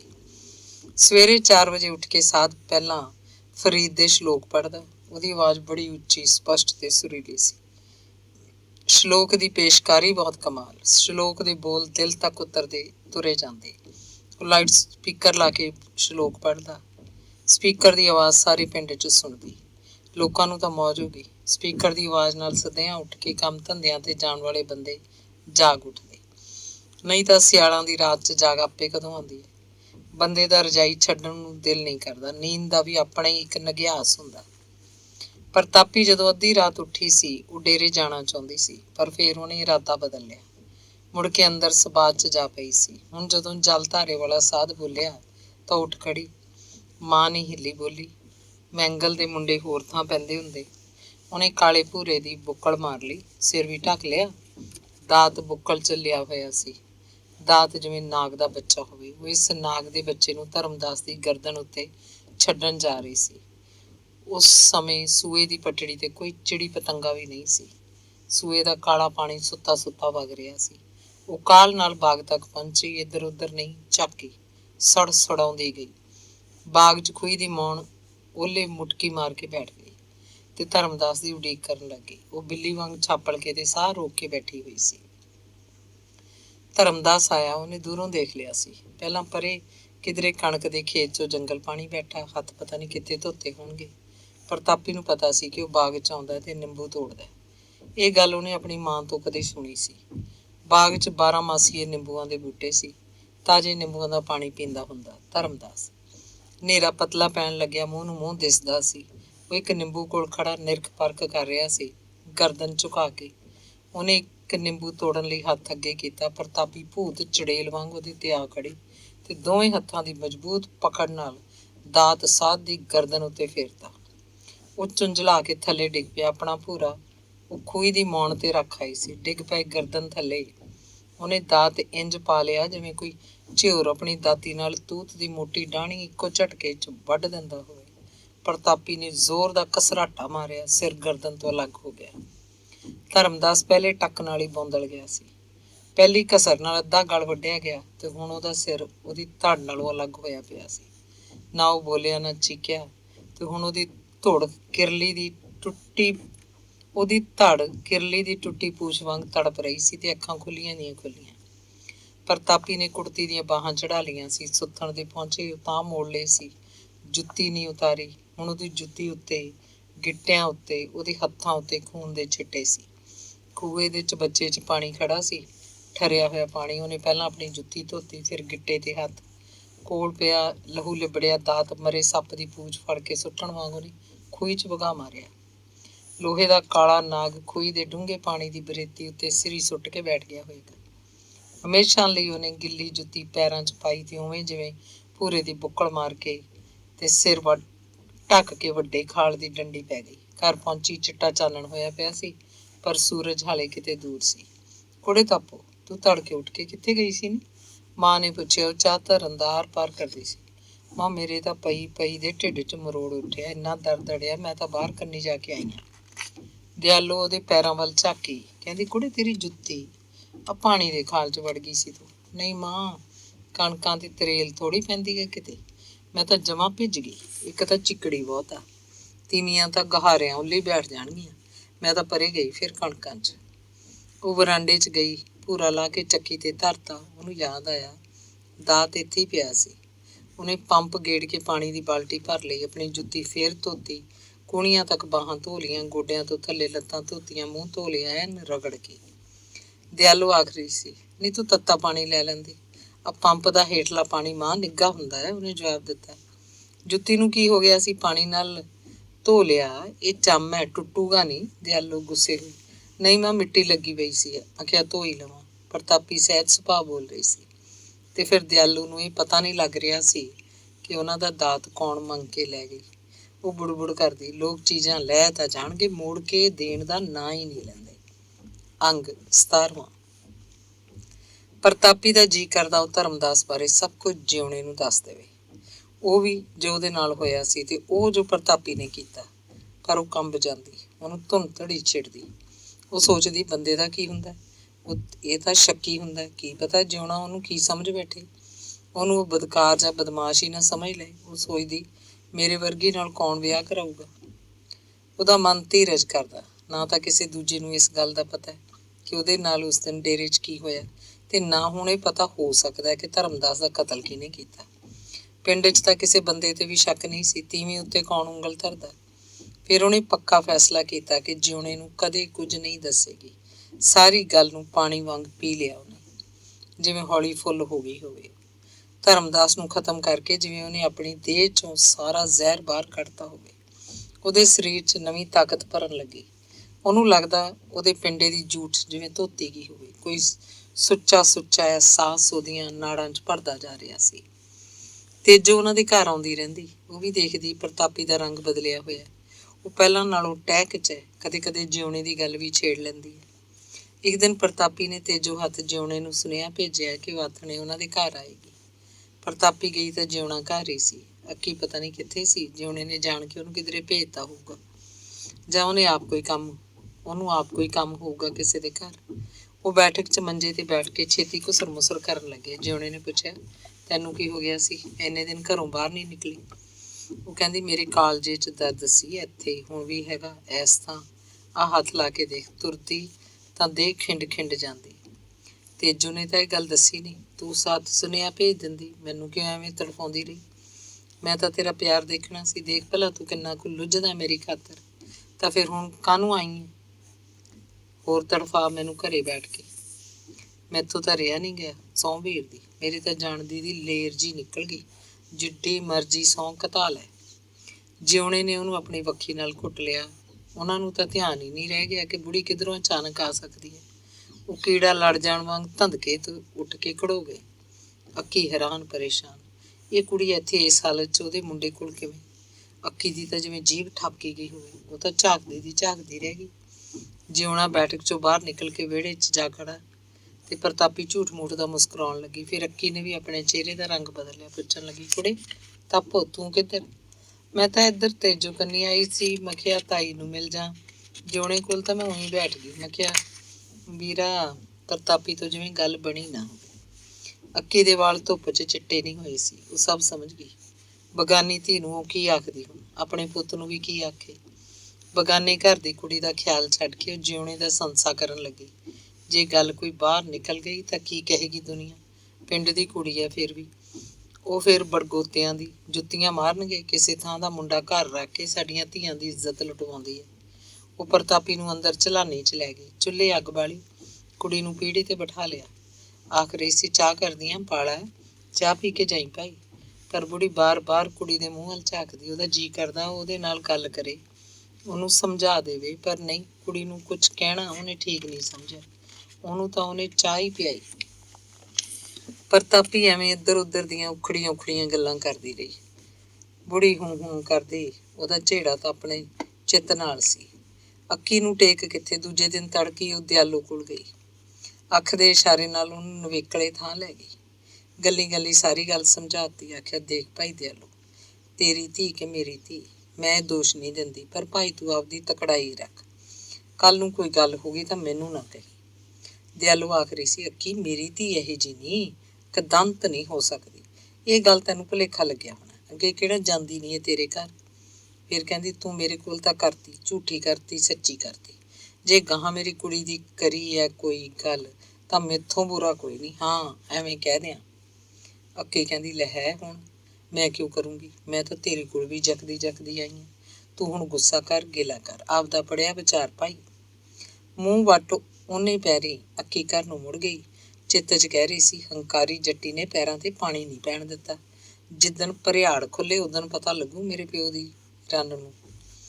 ਦਿਆਲੋ ਨੇ ਕੁੜੀ ਦਾ ਬਾਹਰ ਅੰਦਰ ਜਾਣਾ ਬੰਦ ਕਰਤਾ। ਆਖਿਆ ਉਹਨੂੰ ਕੁਛ ਨਹੀਂ। ਉਹ ਹਮੇਸ਼ਾ ਉਹਦੇ ਨਾਲ ਰਹਿੰਦੀ। ਮੈਂਗਲ ਕੋਲ ਕੋਈ ਵੀ ਗੱਲ ਨਹੀਂ ਕੀਤੀ। ਸਮਝਦੀ ਸੀ ਬੰਦਿਆਂ ਦਾ ਤੱਤ ਭੈੜਾ ਹੁੰਦਾ ਹੈ। ਤੜਕੇ ਜੰਗਲ ਪਾਣੀ ਵੀ ਪ੍ਰਤਾਪੀ ਨੂੰ ਲੈ ਕੇ ਜਾਂਦੀ। ਦਿਆਲੋ ਨੂੰ ਤੇਜੇ ਤੇ ਸ਼ੱਕ ਹੋ ਗਿਆ। ਸੋਚਦੀ ਇਹ ਕਹਾਣੀ ਕਿਹੜਾ ਘੱਟ ਹੋਣੀ ਹੈ। ਕੀ ਪਤਾ ਇਹਦੇ ਵਿੱਚ ਦੀ ਹੁੰਦੀਆਂ ਹੋਣ ਗੱਲਾਂ। ਉਹਨਾਂ ਦਿਨਾਂ 'ਚ ਹੀ ਪ੍ਰਤਾਪੀ ਦੇ ਮਾਪਿਆਂ ਨੇ ਉਹਦੇ ਲਈ ਮੁੰਡੇ ਦੀ ਭਾਲ ਤੇਜ਼ ਕਰਤੀ। ਫਿਰ ਤਾਂ ਹਾਲਤ ਇਹ ਹੋ ਗਈ ਕਿ ਬਣਦਾ ਤਣਦਾ ਮੁੰਡਾ ਹੀ ਠੀਕ ਸਮਝਿਆ ਜਾਣ ਲੱਗਿਆ। ਕੀ ਕਰਨਾ, ਬਹੁਤੀ ਜਾਇਦਾਦ ਵਾਲਾ ਜਾਂ ਬਹੁਤਾ ਸੋਹਣਾ। ਤੇ ਫਿਰ ਦਰਵਾਜ਼ੇ ਵਿੱਚ ਤਖਤ ਤੇ ਉਹ ਲਿਓ ਜਿਸ ਦਿਨ ਪ੍ਰਤਾਪੀ ਨੂੰ ਸਵੇਰੇ ਉਛਾਲੀਆਂ ਆਈਆਂ। ਦਿਆਲੋ ਦੇ ਤਾਂ ਉਹ ਸਾਣ ਹੀ ਮਾਰੇ ਗਏ। ਹੋਈ ਨਾ ਉਹੀ ਗੱਲ। ਅੱਕੀ ਦੀਆਂ ਗੱਲਾਂ ਉਹਨੂੰ ਯਾਦ ਆਉਂਦੀਆਂ। ਪਰ ਪ੍ਰਤਾਪੀ ਅਜੇ ਵੀ ਨਹੀਂ ਮੰਨਦੀ ਸੀ। ਦਿਆਲੋ ਕਮਲੀ ਨਹੀਂ ਸੀ। ਉਹਨੇ ਧੀ ਨੂੰ ਛੇਤੀ ਭੁਮਾਲੀਆਂ ਦੇਣ ਬਾਰੇ ਸੋਚਿਆ। ਇਹੀ ਇੱਕ ਇਲਾਜ ਹੈ। ਦਿਆਲੋ ਦਾ ਜੀਅ ਕਰਦਾ ਉਹ ਅੱਕੀ ਦੇ ਘਰ ਜਾ ਕੇ ਮੁੰਡੇ ਦਾ ਕਾਲਜਾ ਕੱਢ ਕੇ ਖਾਵੇ। ਉਹਦਾ ਦਿਲ ਸੀ ਉਹ ਪ੍ਰਤਾਪੀ ਨੂੰ ਜ਼ਹਿਰ ਦੇ ਕੇ ਮਾਰ ਦੇਵੇ। ਉਹਨੂੰ ਕਿਧਰੇ ਵੀ ਚੈਨ ਨਹੀਂ ਸੀ। ਮੈਂਗਲ ਨੂੰ ਉਹਨੇ ਜੋਗੀਪੁਰ ਨੂੰ ਭੇਜਤਾ। ਆ ਪੱਕੀ ਦੇ ਘਰ ਗਈ। ਜਿਉਣਾ ਘਰ ਨਹੀਂ ਸੀ, ਖੇਤ ਗਿਆ ਹੋਇਆ ਸੀ। ਉਹਨੇ ਤੇਜ਼ ਛੁਰੀ ਜਿਹਾ ਬੋਲ ਕੱਢਿਆ, ਅਕੀਏ ਹੁਣ ਖੂਨ ਹੋਣਗੇ। ਭਾਣਾ ਤਾਂ ਬੀਤ ਗਿਆ, ਦੱਸ ਮੈਂ ਕਿੱਧਰ ਨੂੰ ਜਾਵਾਂ ਹੁਣ? ਕਿੱਥੇ ਹੈ ਤੇਰਾ ਬੋਕ ਜਾ? ਦੇਵਾਂ ਉਹਦੀਆਂ ਅੱਖਾਂ 'ਚ ਤੋੜ, ਖਾਵਾਂ ਉਹਦਾ ਕਾਲਜਾ ਭੁੰਨ ਕੇ। ਜਿਉਣਾ ਬਾਹਰੋਂ ਆਇਆ ਤਾਂ ਅਕੀ ਉਹਨੂੰ ਟੁੱਟ ਕੇ ਪੈ ਗਈ। ਗੰਦੀਆਂ ਗਾਲਾਂ ਕੱਢੀਆਂ। ਉਹ ਕਹਿ ਰਿਹਾ ਸੀ, ਬੇਬੇ ਗੱਲ ਤਾਂ ਦੱਸ ਕੀ ਹੋ ਗਈ, ਐਵੇਂ ਬੋਲ ਕਬੋਲ ਕਰੀ ਜਾਂਦੀ ਆ। ਉਹ ਕਹਿੰਦੀ ਕੀ ਦੱਸਾਂ ਤੈਨੂੰ, ਇਸੇ ਕਰਕੇ ਲਿਆਂਦਾ ਸੀ ਨਿਜਨ ਨੇ। ਬਈ ਤੂੰ ਮੇਰੇ ਸਿਰ 'ਚ ਖੇ ਪਾਵੇਂ, ਤੂੰ ਜੰਮਦਾ ਕਿਉਂ ਨਾ ਮਰ ਗਿਆ? ਜੰਮ ਕੇ ਸਿੱਟ ਤਾ ਇੱਧਰ ਮੈਨੂੰ ਦੁੱਖ ਭਰਾਉਣ ਨੂੰ। ਉਹ ਚੁੱਪ ਕੀਤਾ, ਉਹਦੀਆਂ ਸਾਰੀਆਂ ਸੁਣ ਰਿਹਾ ਸੀ, ਕੀ ਜਵਾਬ ਕਰਦਾ ਉਹ। ਬੁੜੀ ਬਹੁਤਾ ਹੀ ਤਪ ਉੱਠੀ, ਜਿਵੇਂ ਆਪਣੇ ਆਪ ਨਾਲ ਬੇਹੱਦ ਖਫਾ ਹੋਵੇ। ਉਹਦਾ ਮੱਥਾ ਪਾਟ ਰਿਹਾ ਸੀ। ਬੋਲੀ, ਨਿਕਲ ਜਾ ਮੇਰੇ ਘਰੋਂ ਪਾਪੀਆ, ਮੈਂ ਤਾਂ ਇੱਥੇ ਹੀ ਰਹਿਣਾ ਸ਼ਰੀਕਾਂ 'ਚ, ਮੈਂ ਤਾਂ ਕਿਧਰੇ ਜਾਣ ਜੋਗੀ ਨਹੀਂ। ਚਾਹੇ ਤੇਜੋ ਨੂੰ ਪਤਾ ਸੀ ਕਿ ਦਿਆਲੋ ਉਹਦੇ ਉੱਤੇ ਗਹਿਰੀ ਅੱਖ ਰੱਖਦੀ ਹੈ, ਉਹਨੂੰ ਦੇਖਣਾ ਵੀ ਪਸੰਦ ਨਹੀਂ ਕਰਦੀ। ਉਹਦੇ ਸਾਹਮਣੇ ਹੀ ਪ੍ਰਤਾਪੀ ਨੂੰ ਅਵਾ ਤਵਾ ਬੋਲਣ ਲੱਗਦੀ ਹੈ, ਉੱਚਾ ਉੱਚਾ ਬੋਲ ਕੇ ਕੁਫਰ ਤੋਲਦੀ ਹੈ। ਫਿਰ ਵੀ ਉਹ ਅੱਖ ਬਚਾ ਕੇ ਬਿੰਦ ਦੀ ਬਿੰਦ ਪ੍ਰਤਾਪੀ ਕੋਲ ਜਾਂਦੀ। ਪ੍ਰਤਾਪੀ ਨੇ ਉਹਨੂੰ ਆਪਣੀ ਹਾਲਤ ਦੱਸਦੀ। ਤੇਜੋ ਤਾਂ ਭੱਜੀ ਭੱਜੀ ਜਿਉਣੇ ਕੋਲ ਗਈ। ਅੱਖੀ ਪਤਾ ਨਹੀਂ ਕਿੱਥੇ ਸੀ। ਉਹਨੇ ਜਿਉਣੇ ਨੂੰ ਦੱਸਿਆ। ਉਹ ਕਹਿੰਦਾ, ਹੈ ਮੈਂ ਤਾਂ ਸੂਰਜ ਮੱਥੇ ਲੱਗਦਾ ਜੇ ਝੂਠ ਬੋਲਾਂ। ਮੈਂ ਤਾਂ ਜੇ ਆਪਣੀ ਸਕੀ ਭੈਣ ਨੂੰ ਕੁਛ ਆਖਿਆ ਹੋਵੇ, ਹੋਰ ਕਿਹਦਾ ਫਿਰ? ਤੇਜੋ ਝੂਠੀ ਨਹੀਂ ਸੀ। ਫਿਰ ਕਹਿਣ ਲੱਗੀ, ਇਹ ਤਾਂ ਤੂੰ ਜਾਣਦੀ ਹੈ, ਜਾਂ ਉਹ ਜਾਣਦੀ ਹੈ, ਤੇਰੇ ਕੋਲ ਆਉਂਦੀ ਨਹੀਂ ਰਹੀ। ਉਹ ਆਉਂਦੀ ਸੀ, ਇਹ ਤਾਂ ਤੈਨੂੰ ਵੀ ਪਤਾ, ਪਰ ਇਹ ਗੱਲ ਨਹੀਂ ਸੀ ਸਾਡੀ। ਮੈਂ ਤਾਂ ਸਗੋਂ ਆਖਦਾ ਹੁੰਦਾ, ਉਹ ਮੰਨੀ ਨਹੀਂ। ਕਹਿੰਦੀ ਹੁੰਦੀ ਵਿਆਹ ਕਰਾਵਾਂਗੇ ਆਪਾਂ, ਫਿਰ ਤੇਰਾ ਹੀ ਹੈ ਸਭ ਕੁਛ। ਇਹ ਤਾਂ ਫਿਰ ਤੇਰਾ ਸਿਰ ਹੀ ਠੋਣਾ ਫੁੱਟੂਗਾ। ਜੋ ਬਣਦਾ ਬਣਾ ਲੈ। ਕੀ ਬਣਾ ਲੈ? ਭੱਜ ਜਾ ਕਿਧਰੋਂ, ਕਿਧਰੇ ਪਿੰਡੋਂ ਨਿਕਲ ਜਾ। ਉਹਨਾਂ ਦੇ ਨੇਕ ਦਾ ਹਰਖ ਭੈੜਾ ਹੈ। ਇਹ ਗੱਲ ਗੁੱਝੀ ਤਾਂ ਰਹਿੰਦੀ ਨਹੀਂ, ਇੱਕ ਦਿਨ ਭਾਂਬੜ ਤਾਂ ਨਿਕਲੂਗਾ। ਤੇਰੀ ਜਾਨ ਨੂੰ ਖਤਰਾ ਹੈ ਜਿਉਣਿਆ, ਤੈਨੂੰ ਬਸ ਅੱਜ ਦੱਸ ਗਈ ਮੈਂ। ਤੇ ਜੋ ਹਵਾ ਵਾਂਗ ਆਈ ਸੀ, ਹਵਾ ਵਾਂਗ ਚਲੀ ਗਈ। ਜਿਉਣਾ ਪੂਰਾ ਡਰ ਗਿਆ। ਉਹਨੂੰ ਸਾਰੇ ਪਾਸਿਆਂ ਤੋਂ ਘੇਰਿਆ ਜਾ ਰਿਹਾ ਸੀ। ਉਹਨੇ ਆਪਣਾ ਲੀੜਾ ਕੱਪੜਾ ਝੋਲੇ 'ਚ ਪਾਇਆ, ਤੁਰ ਗਿਆ। ਰਾਂਝਾ ਹੋ ਤੁਰਿਆ ਵਾਰਸ ਸ਼ਾਹ ਜਿਹਾ। ਉਹਨੂੰ ਪਤਾ ਨਹੀਂ ਸੀ ਉਹਨੇ ਕਿੱਥੇ ਜਾਣਾ। ਕਦੇ ਉਹਦਾ ਜੀਅ ਕਰਦਾ ਉਹ ਭਦੌੜ ਜਾਵੇ ਆਪਣੇ ਬਾਪ ਕੋਲ, ਕਦੇ ਉਹਦਾ ਜੀਅ ਕਰਦਾ ਉਹ ਮਲਕਪੁਰ ਜਾਵੇ ਆਪਣੇ ਜੱਦੀ ਪਿੰਡ, ਆਪਣੇ ਤਾਏ ਚਾਚਿਆਂ ਕੋਲ। ਤਾਏ ਚਾਚੇ ਵੀ ਤਾਂ ਉਹਨੂੰ ਪਿਓ ਵਰਗੇ ਸੀ। ਕਦੇ ਉਹਦਾ ਜੀਅ ਕਰਦਾ ਦੋਵੇਂ ਪਿੰਡੀ ਨਾ ਜਾਵੇ, ਹੋਰ ਕਿਧਰੇ ਹੀ ਨਿਕਲ ਜਾਵੇ, ਦੂਰ ਕਿਤੇ ਫੌਜ 'ਚ ਭਰਤੀ ਹੋ ਜਾਏ। ਜੋਗੀਪੁਰ ਵਾਲੇ ਜੈਮਲ ਨੇ ਆਪਣੇ ਵੱਡੇ ਮੁੰਡੇ ਗੱਜਣ ਨੂੰ ਭੱਜ ਕੇ ਸਾਕ ਲੈ ਲਿਆ। ਨਾ ਕੁੜੀ ਦੇਖੀ, ਨਾ ਮੰਗਲ ਸਿੰਘ ਦੀ ਜ਼ਮੀਨ ਜਾਇਦਾਦ ਦਾ ਉਹਨੂੰ ਕੋਈ ਇਲਮ ਸੀ। ਗੱਜਣ ਨੂੰ ਤਾਂ ਮਸਾਂ ਸਾਕ ਸਿਰੇ ਚੜਿਆ ਸੀ। ਮੰਗਣੇ ਤੇ ਵਿਆਹ ਦੀ ਤਰੀਕ ਪੱਕੀ ਹੋ ਗਈ, ਨਾਲ ਹੀ ਮੁਕਲਾਵਾ। ਪ੍ਰਤਾਪੀ ਲਈ ਸਾਰਾ ਕੁਝ ਇਸ ਤਰ੍ਹਾਂ ਹੋ ਗਿਆ ਜਿਵੇਂ ਕੋਈ ਸੁਪਨਾ ਆਉਂਦਾ ਹੋਵੇ। ਉਹਨੂੰ ਖੁਸ਼ੀ ਸੀ ਕਿ ਉਹ ਮਹਿਲਾਂ ਤੋਂ ਆਪਣੀ ਇੱਜ਼ਤ ਬਚਾ ਕੇ ਜੋਗੀਪੁਰ ਆ ਗਈ। ਢੋਲ ਢਕਿਆ ਹੀ ਰਹਿ ਗਿਆ। ਉਹਨੂੰ ਦੁੱਖ ਸੀ ਕਿ ਉਹਨੇ ਕੀ ਸੋਚਿਆ ਸੀ ਤੇ ਕੀ ਹੋ ਗਿਆ। ਚੁਬਾਰੇ ਦੀ ਇੱਟ ਮੋਰੀ ਨੂੰ ਲੱਗ ਗਈ। ਉਹਨੂੰ ਸਮਝ ਨਾ ਆਉਂਦੀ ਕਿ ਮਹਿਲੀ ਸੁਪਨੇ 'ਚ ਜਿਹੜਾ ਝੋਟਾ ਉਹਦੇ ਮਗਰ ਪੈ ਜਾਂਦਾ ਹੁੰਦਾ ਹੈ, ਉਹਦੀ ਹਿੱਕ ਤੇ ਆ ਚੜ੍ਹਦਾ, ਉਹ ਧਰਮਦਾਸ ਸੀ ਜਾਂ ਇਹ ਗੱਜਣ। ਜਿਉਣਾ ਉਹਦੇ ਦਿਮਾਗ 'ਚ ਆਉਂਦਾ ਤਾਂ ਉਹਦੇ ਹੱਥ ਪੈਰ ਸੁੰਨ ਹੋ ਜਾਂਦੇ, ਉਹਦੀ ਸੋਚ ਜਾਮ ਹੋ ਕੇ ਰਹਿ ਜਾਂਦੀ। ਉਹ ਝੁਰਦੀ, ਉਹ ਵਿਚਾਰਾ ਪਿੰਡ ਕਿਉਂ ਛੱਡ ਗਿਆ, ਕਰਮਾਂ ਦਾ ਮਾਰਿਆ ਹੋਇਆ। ਉਹਨੂੰ ਕੋਈ ਪਤਾ ਨਹੀਂ ਸੀ। ਮਹਿਲਾਂ ਸਾਰੇ ਪਿੰਡ 'ਚ ਕੋਈ ਉਹ ਕੁਸੁੱਗ ਨਹੀਂ ਸੀ ਕਿ ਜਿਉਣਾ ਕਿੱਥੇ ਚਲਾ ਗਿਆ। ਆਪਣੇ ਆਪ ਨੂੰ ਉਹ ਪਾਪਣ ਸਮਝਦੀ ਜਿਹਨੇ ਖਾਮਖਾਹ ਜਿਉਣੇ ਨੂੰ ਪਿੰਡੋਂ ਕਢਵਾ ਦਿੱਤਾ। ਕਿਸੇ ਨੂੰ ਕੀ ਪਤਾ ਸੱਚ ਕੀ ਸੀ, ਝੂਠ ਕੀ ਸੀ। ਜਿਉਂ ਵਿਆਹੀ ਆਈ, ਪੇਕੇ ਉਹਨੂੰ ਲੈ ਕੇ ਨਹੀਂ ਗਏ, ਇੱਕ ਵਾਰ ਵੀ ਨਹੀਂ। ਜਿਵੇਂ ਮਹਿਲਾਂ ਵਾਲਿਆਂ ਨੇ ਉਹਨੂੰ ਦੇਸ਼ ਨਿਕਾਲਾ ਦੇ ਦਿੱਤਾ ਹੋਵੇ। ਅਸਲ 'ਚ ਉਹਨਾਂ ਨੇ ਤਾਂ ਤਿਆਗ ਹੀ ਦਿੱਤਾ ਸੀ ਉਹਨੂੰ। ਦਿਆਲੂ ਆਖਦੀ, ਕੀ ਲਿਆਉਣਾ ਇਹੋ ਜਿਹੀ ਕੜਮੇ ਧੀ ਪੁੱਤ ਦਾ। ਆਮ ਤੌਰ ਤੇ ਵਿਆਹ ਪਿੱਛੋਂ ਕੁੜੀਆਂ ਉੱਤੇ ਨਵਾਂ ਰੂਪ ਆ ਜਾਂਦਾ। ਉਹਨਾਂ ਦੇ ਹੱਡ ਪੈਰ ਖੁੱਲ ਜਾਂਦੇ ਆ, ਮਾਸ ਦੀਆਂ ਗੁਲਾਈਆਂ ਉੱਭਰ ਜਾਂਦੀਆਂ, ਮੇਚ ਦੇ ਕੇ ਸਿਉਂਤੇ ਕੱਪੜੇ ਫਸਣ ਲੱਗਦੇ, ਅੱਖਾਂ ਚਰਾਗਾਂ ਵਾਂਗ ਖੁੱਲ ਜਾਂਦੀਆਂ, ਉਹਨਾਂ 'ਚ ਨਸ਼ੇ ਦੀਆਂ ਲਾਟਾਂ ਬਲਦੀਆਂ। ਉਹ ਬਹੁਤਾ ਬੋਲਣ ਲੱਗਦੀਆਂ, ਸਹੁਰਿਆਂ ਦੀ ਤਾਰੀਫ ਹੀ ਕਰੀ ਜਾਣਗੀਆਂ। ਉਹਨਾਂ ਨੂੰ ਸਹੁਰੇ ਘਰ ਦਾ ਸੁੱਕਾ ਟੁੱਕ ਵੀ ਚੂਰੀ ਲੱਗਦਾ। ਪ੍ਰਤਾਪੀ ਪਹਿਲਾਂ ਨਾਲੋਂ ਵੀ ਸੁੱਕੀ ਸੜੀ ਰਹਿੰਦੀ, ਚਿਹਰਾ ਰੁੱਖਾ ਰੁੱਖਾ। ਉਹ ਗੱਜਣ ਵੱਲ ਵੇਖ ਵੇਖ ਪਿਚਕਦੀ ਜਾਂਦੀ, ਅੱਖਾਂ ਅੰਦਰ ਨੂੰ ਧਸਕੀਆਂ ਲੱਗਦੀਆਂ। ਉਹ ਚੁੱਪ ਗੜੁੱਪ ਰਹਿੰਦੀ ਸੀ, ਕੀ ਬੋਲਦੀ? ਉਹਦੇ ਕੋਲ ਕੁਛ ਵੀ ਬੋਲਣ ਜੋਗਾ ਨਹੀਂ ਰਹਿ ਗਿਆ ਸੀ। ਢਿਲਕਿਆ ਸਰੀਰ, ਬਹੁਤ ਕਮਜ਼ੋਰ ਸੀ। ਉਹ ਗੁਆਂਢਣਾਂ ਗੱਲਾਂ ਕਰਦੀਆਂ, ਪਤਾ ਨਹੀਂ ਜਵਾਕ ਜੰਮ ਸਕੂਗੀ ਜਾਂ ਨਹੀਂ। ਪੂਰੇ ਦਿਨਾਂ ਤੇ ਆ ਕੇ ਉਹਨੇ ਮੁੰਡਾ ਜੰਮਿਆ। ਜੋਗੀਪੁਰੀ ਉਹਦਾ ਜਾਪਾ ਕਰਵਾਇਆ ਗਿਆ। ਮੁੰਡੇ ਦੀ ਸਿਹਤ ਤਾਂ ਬਹੁਤ ਵਧੀਆ ਸੀ, ਪਰ ਜੱਚਾ ਦੀ ਕਮਜ਼ੋਰ ਸਿਹਤ ਦਾ ਅੰਦਾਜ਼ਾ ਲਾ ਕੇ ਦਾਈ ਦੀ ਗੱਲ ਸਭ ਨੂੰ ਮੰਨਣੀ ਪਈ ਕਿ ਬੱਚਾ ਸਤਮਾਂ ਹੈ। ਬੁੜੀਆਂ ਗੱਲਾਂ ਕਰਦੀਆਂ, ਸ਼ੁਕਰ ਹੈ ਕੁੜੇ ਬਹੂ ਦੀ ਜਾਨ ਬਚ ਰਹੀ, ਨਾਲੇ ਹੋਇਆ ਵੀ ਮੁੰਡਾ। ਜੈਮਲ ਦੀ ਦੇਲੀ ਵਧੀ। ਭਾਨੋ ਨੇ ਭਤੀਜੇ ਦਾ ਨਾਂ ਰੱਖਿਆ ਗੁਰਦੇਵ ਸਿੰਘ। ਅੰਗ 18ਵਾਂ। ਚੰਦ ਕੌਰ ਦੇ ਕੋਈ ਜਵਾਕ ਨਹੀਂ ਹੋਇਆ। ਉਹ ਤਾਂ ਸੰਢ ਸੀ, ਢਿੱਡੋਂ ਪੁੱਟੀ ਹੀ ਨਹੀਂ। ਉਹਦੀਆਂ ਵੱਡੀਆਂ ਦੋਵੇਂ ਭੈਣਾਂ ਦੇ ਜਵਾਕ ਸੀ। ਬਲਬੀਰੋ ਤੇ ਲੱਖੋ ਵੀ ਵਿਆਹੀਆਂ ਗਈਆਂ, ਉਹਨਾਂ ਦੇ ਗਾਂ ਬੱਚੇ ਹੋ ਚੁੱਕੇ ਸੀ। ਪਹਿਲਾਂ ਉਹ ਸੋਚਦੀ ਹੁੰਦੀ, ਉਹਦੇ ਕਿਉਂ ਨਹੀਂ ਹੁੰਦਾ ਕੋਈ ਜਵਾਕ। ਉਹਦੀਆਂ ਚਾਰੇ ਭੈਣਾਂ ਕੋਲ ਜਵਾਕ ਸਨ, ਉਹ ਕਿਉਂ ਰਹਿ ਗਈ ਨਪੁੱਤੀ। ਉਹ ਆਪਣੇ ਆਪ ਨੂੰ ਲਾਹਨਤਾਂ ਪਾਉਣ ਲੱਗਦੀ। ਉਹਨੂੰ ਪ੍ਰਤਾਪੀ ਦਾ ਸਰਾਪ ਮਾਰ ਗਿਆ। ਉਹਦੀ ਲੱਗ ਗਈ ਕੋਈ ਬਦਦੁਆ। ਕਦੇ ਕਦੇ ਉਹ ਵਹਿਮ ਕਰਨ ਲੱਗਦੀ ਕਿ ਗੱਜਣ ਨੇ ਆਪ ਨੂੰ ਕੁਝ ਕਰਵਾ ਦਿੱਤਾ। ਉਹਨੂੰ ਤਾਂ ਕੋਈ ਲੋੜ ਨਹੀਂ ਮੇਰੇ ਜਵਾਕ ਦੀ। ਉਹ ਲਹਿਰੇ ਜਾਂਦੀ ਤਾਂ ਆਨੰਦ ਕੌਰ ਉਹਨੂੰ ਚੋਰੀ ਛਿਪੇ ਸਿਆਣੇ ਕੋਲ ਲੈ ਜਾਂਦੀ। ਦਵਾਈਆਂ ਬੂਟੀਆਂ ਨੇ ਕੋਈ ਅਸਰ ਨਹੀਂ ਦਿਖਾਇਆ। ਦਾਈ ਉਹਦਾ ਢਿੱਡ ਮਲਦੀ, ਧਾਗੇ ਤਵੀ ਕਰਾਏ, ਪਰ ਕਿਧਰੇ ਕੋਈ ਉਪਾਅ ਨਾ ਹੋ ਸਕਿਆ। ਫਿਰ ਤਾਂ ਉਹ ਇਸ ਮਾਮਲੇ 'ਚ ਚੁੱਪ ਦੀ ਚੁੱਪ ਰਹਿ ਗਈ। ਉਹ ਗੱਜਣ ਕੋਲ ਕਦੇ ਇਹ ਗੱਲ ਨਾ ਕਰਦੀ। ਉਹ ਆਪ ਵੀ ਕੁਝ ਨਹੀਂ ਆਖਦਾ ਸੀ। ਵੱਡਾ ਮੁੰਡਾ ਗੁਰਦੇਵ ਰਾਤ ਨੂੰ ਬਾਹਰਲੇ ਘਰ ਮਾਸੀ ਕੋਲ ਹੀ ਪੈਂਦਾ। ਉਹ ਗੁਰਦੇਵ ਨੂੰ ਬਹੁਤ ਪਿਆਰ ਕਰਦੀ। ਉਹਦੇ ਨਾਲ ਨਿੱਕੀਆਂ ਨਿੱਕੀਆਂ ਗੱਲਾਂ ਮਾਰਦੀ ਰਹਿੰਦੀ। ਉਹਨੂੰ ਚੰਗਾ ਖਵਾਉਂਦੀ ਪਿਆਉਂਦੀ, ਹਮੇਸ਼ਾ ਉਹਦੇ ਕੱਪੜੇ ਧੋ ਕੇ ਦਿੰਦੀ। ਉਹਦੇ ਸਿਰ ਦੇ ਵਾਲਾਂ ਦਾ ਜੂੜਾ ਬੜੇ ਪਿਆਰ ਨਾਲ ਕਰਦੀ। ਜਾਣ ਬੁੱਝ ਕੇ ਭਰਮ ਪਾਲਦੀ ਕਿ ਗੁਰਦੇਵ ਉਹਦਾ ਹੀ ਪੁੱਤ ਹੈ। ਉਹ ਵੀ ਅੰਦਰਲੇ ਘਰ ਮਸਾਂ ਕਦੇ ਗੇੜਾ ਮਾਰਦਾ। ਪ੍ਰਤਾਪੀ ਇਸ ਗੱਲ ਨੂੰ ਬਹੁਤਾ ਨਹੀਂ ਭਤੀਜਦੀ ਸੀ। ਹਰਦੇਵ ਤੇ ਬੀਬੋ ਅੰਦਰਲੇ ਘਰ ਮਾਂ ਕੋਲ ਰਹਿੰਦੇ। ਹਰਦੇਵ ਸਕੂਲ ਜਾਂਦਾ ਤੇ ਦਿਲਚਸਪੀ ਨਾਲ ਪੜ੍ਹਦਾ। ਉਹਨੂੰ ਪੜ੍ਹਾਈ ਦਾ ਆਪ ਹੀ ਚੌਂਕ ਸੀ। ਪ੍ਰਤਾਪੀ ਨੇ ਬੀਬੋ ਨੂੰ ਵੀ ਸਕੂਲ ਭੇਜਿਆ, ਪਰ ਉਹ ਕਦੇ ਜਾਂਦੀ ਕਦੇ ਨਾ ਜਾਂਦੀ। ਉਹ ਏਦਾਂ ਹੀ 4 ਜਮਾਤਾਂ ਪਾਸ ਕਰ ਗਈ, ਫਿਰ ਹਟ ਗਈ। ਪ੍ਰਤਾਪੀ ਨੂੰ ਉਹਦੇ ਕੰਮਾਂ ਦਾ ਸੁੱਖ ਸੀ। ਫਿਰ ਤਾਂ ਪ੍ਰਤਾਪੀ ਨੇ ਉਹ ਵੀ ਸਮਝ ਲਿਆ ਕਿ ਉਹ ਕੀ ਕਰੇਗੀ ਕੁੜੀ ਨੂੰ ਪੜ੍ਹਾ ਕੇ। ਕੁੜੀ ਨੇ ਕਿਹੜਾ ਨੌਕਰੀ ਕਰਨੀ ਹੈ, ਘਰ ਦਾ ਕੰਮ ਧੰਦਾ ਸਿੱਖੇ, ਸਿਉਣ ਪਰੋਣ ਜਾਣਦੀ ਹੋਵੇ, ਕਬੀਲਦਾਰਾਂ ਦੀ ਧੀ ਬਣ ਕੇ ਬਗਾਨੇ ਘਰ ਜਾਵੇ, ਆਪਦਾ ਵਸੇ ਰਸੇ। ਹਰਦੇਵ 8 ਜਮਾਤਾਂ ਪਾਸ ਕਰਕੇ ਮੰਡੀ ਜਾਣ ਲੱਗਿਆ। ਜੋਗੀਪੁਰ ਤਾਂ ਮਿਡਲ ਸਕੂਲ ਸੀ ਬਸ। ਮੰਡੀ ਤੋਂ ਉਹਨੇ 10ਵੀਂ ਪਾਸ ਕੀਤੀ। ਉਹ ਅੱਗੇ ਪੜ੍ਹਨਾ ਚਾਹੁੰਦਾ ਸੀ, ਪਰ ਕਿੱਥੇ ਪੜ੍ਹਦਾ। ਉਹਦੇ ਨਾਲ ਦੇ ਮੁੰਡੇ ਪਟਿਆਲੇ ਜਾ ਕੇ ਦਾਖਲ ਹੋ ਗਏ, ਕੁਝ ਸੰਗਰੂਰ ਚਲੇ ਗਏ। ਇਹਨਾਂ ਪਿੰਡਾਂ ਨੂੰ ਪੈਂਦੇ 3 ਕਾਲਜ ਹੋਰ ਸੀ, ਬਠਿੰਡਾ, ਮੋਗਾ ਤੇ ਨਾਭਾ। ਹੋਰ ਕਿਧਰੇ ਕੋਈ ਕਾਲਜ ਨਹੀਂ ਸੀ। ਹਰਦੇਵ 5 ਕਾਲਜਾਂ 'ਚ ਕਿਤੇ ਵੀ ਨਹੀਂ ਜਾ ਸਕਦਾ ਸੀ। ਕਿਤੇ ਵੀ ਜਾਂਦਾ ਉਹਨੂੰ ਹੋਸਟਲ 'ਚ ਰਹਿਣਾ ਪੈਂਦਾ। ਇੰਨਾ ਖਰਚਾ ਗੱਜਣ ਦੇ ਨਹੀਂ ਸਕਦਾ ਸੀ। ਹਰਦੇਵ ਚੁੱਪ ਕਰਕੇ ਘਰ ਬੈਠ ਗਿਆ। ਉਹ ਹੋਰ ਪੜ੍ਹਨ ਦੀ ਗੱਲ ਕਦੇ ਕਰਦਾ ਵੀ ਤਾਂ ਗੱਜਣ ਸਮਝਾਉਂਦਾ, ਆਪਣੇ 'ਚ ਪਹੁੰਚ ਨਹੀਂ ਭਾਈ, ਆਪਾਂ ਤਾਂ ਘਰ ਮਸਾਂ ਤੋਰਦੇ ਹਾਂ। 10 ਕਰ ਗਿਆ ਬਹੁਤ ਨਹੀਂ, ਨਿੱਕੀ ਮੋਟੀ ਨੌਕਰੀ ਮਿਲ ਜੂਗੀ। ਵੱਡੀ ਨੌਕਰੀ ਨਹੀਂ ਮਿਲੂ, ਛੋਟੀ ਮਿਲ ਜੂ ਕੋਈ। ਗੁਰਦੇਵ ਹੱਸਦਾ। 10 ਥੋੜੀਆਂ ਨੇ, ਹੋਰ ਪੜ੍ਹ ਕੇ ਦੱਸ ਕੀ ਸਮਾਨ ਨੂੰ ਹੱਥ ਲਾਏਂਗਾ। ਪ੍ਰਤਾਪੀ ਚਾਹੁੰਦੀ ਸੀ ਹਰਦੇਵ ਹੋਰ ਪੜ੍ਹੇ।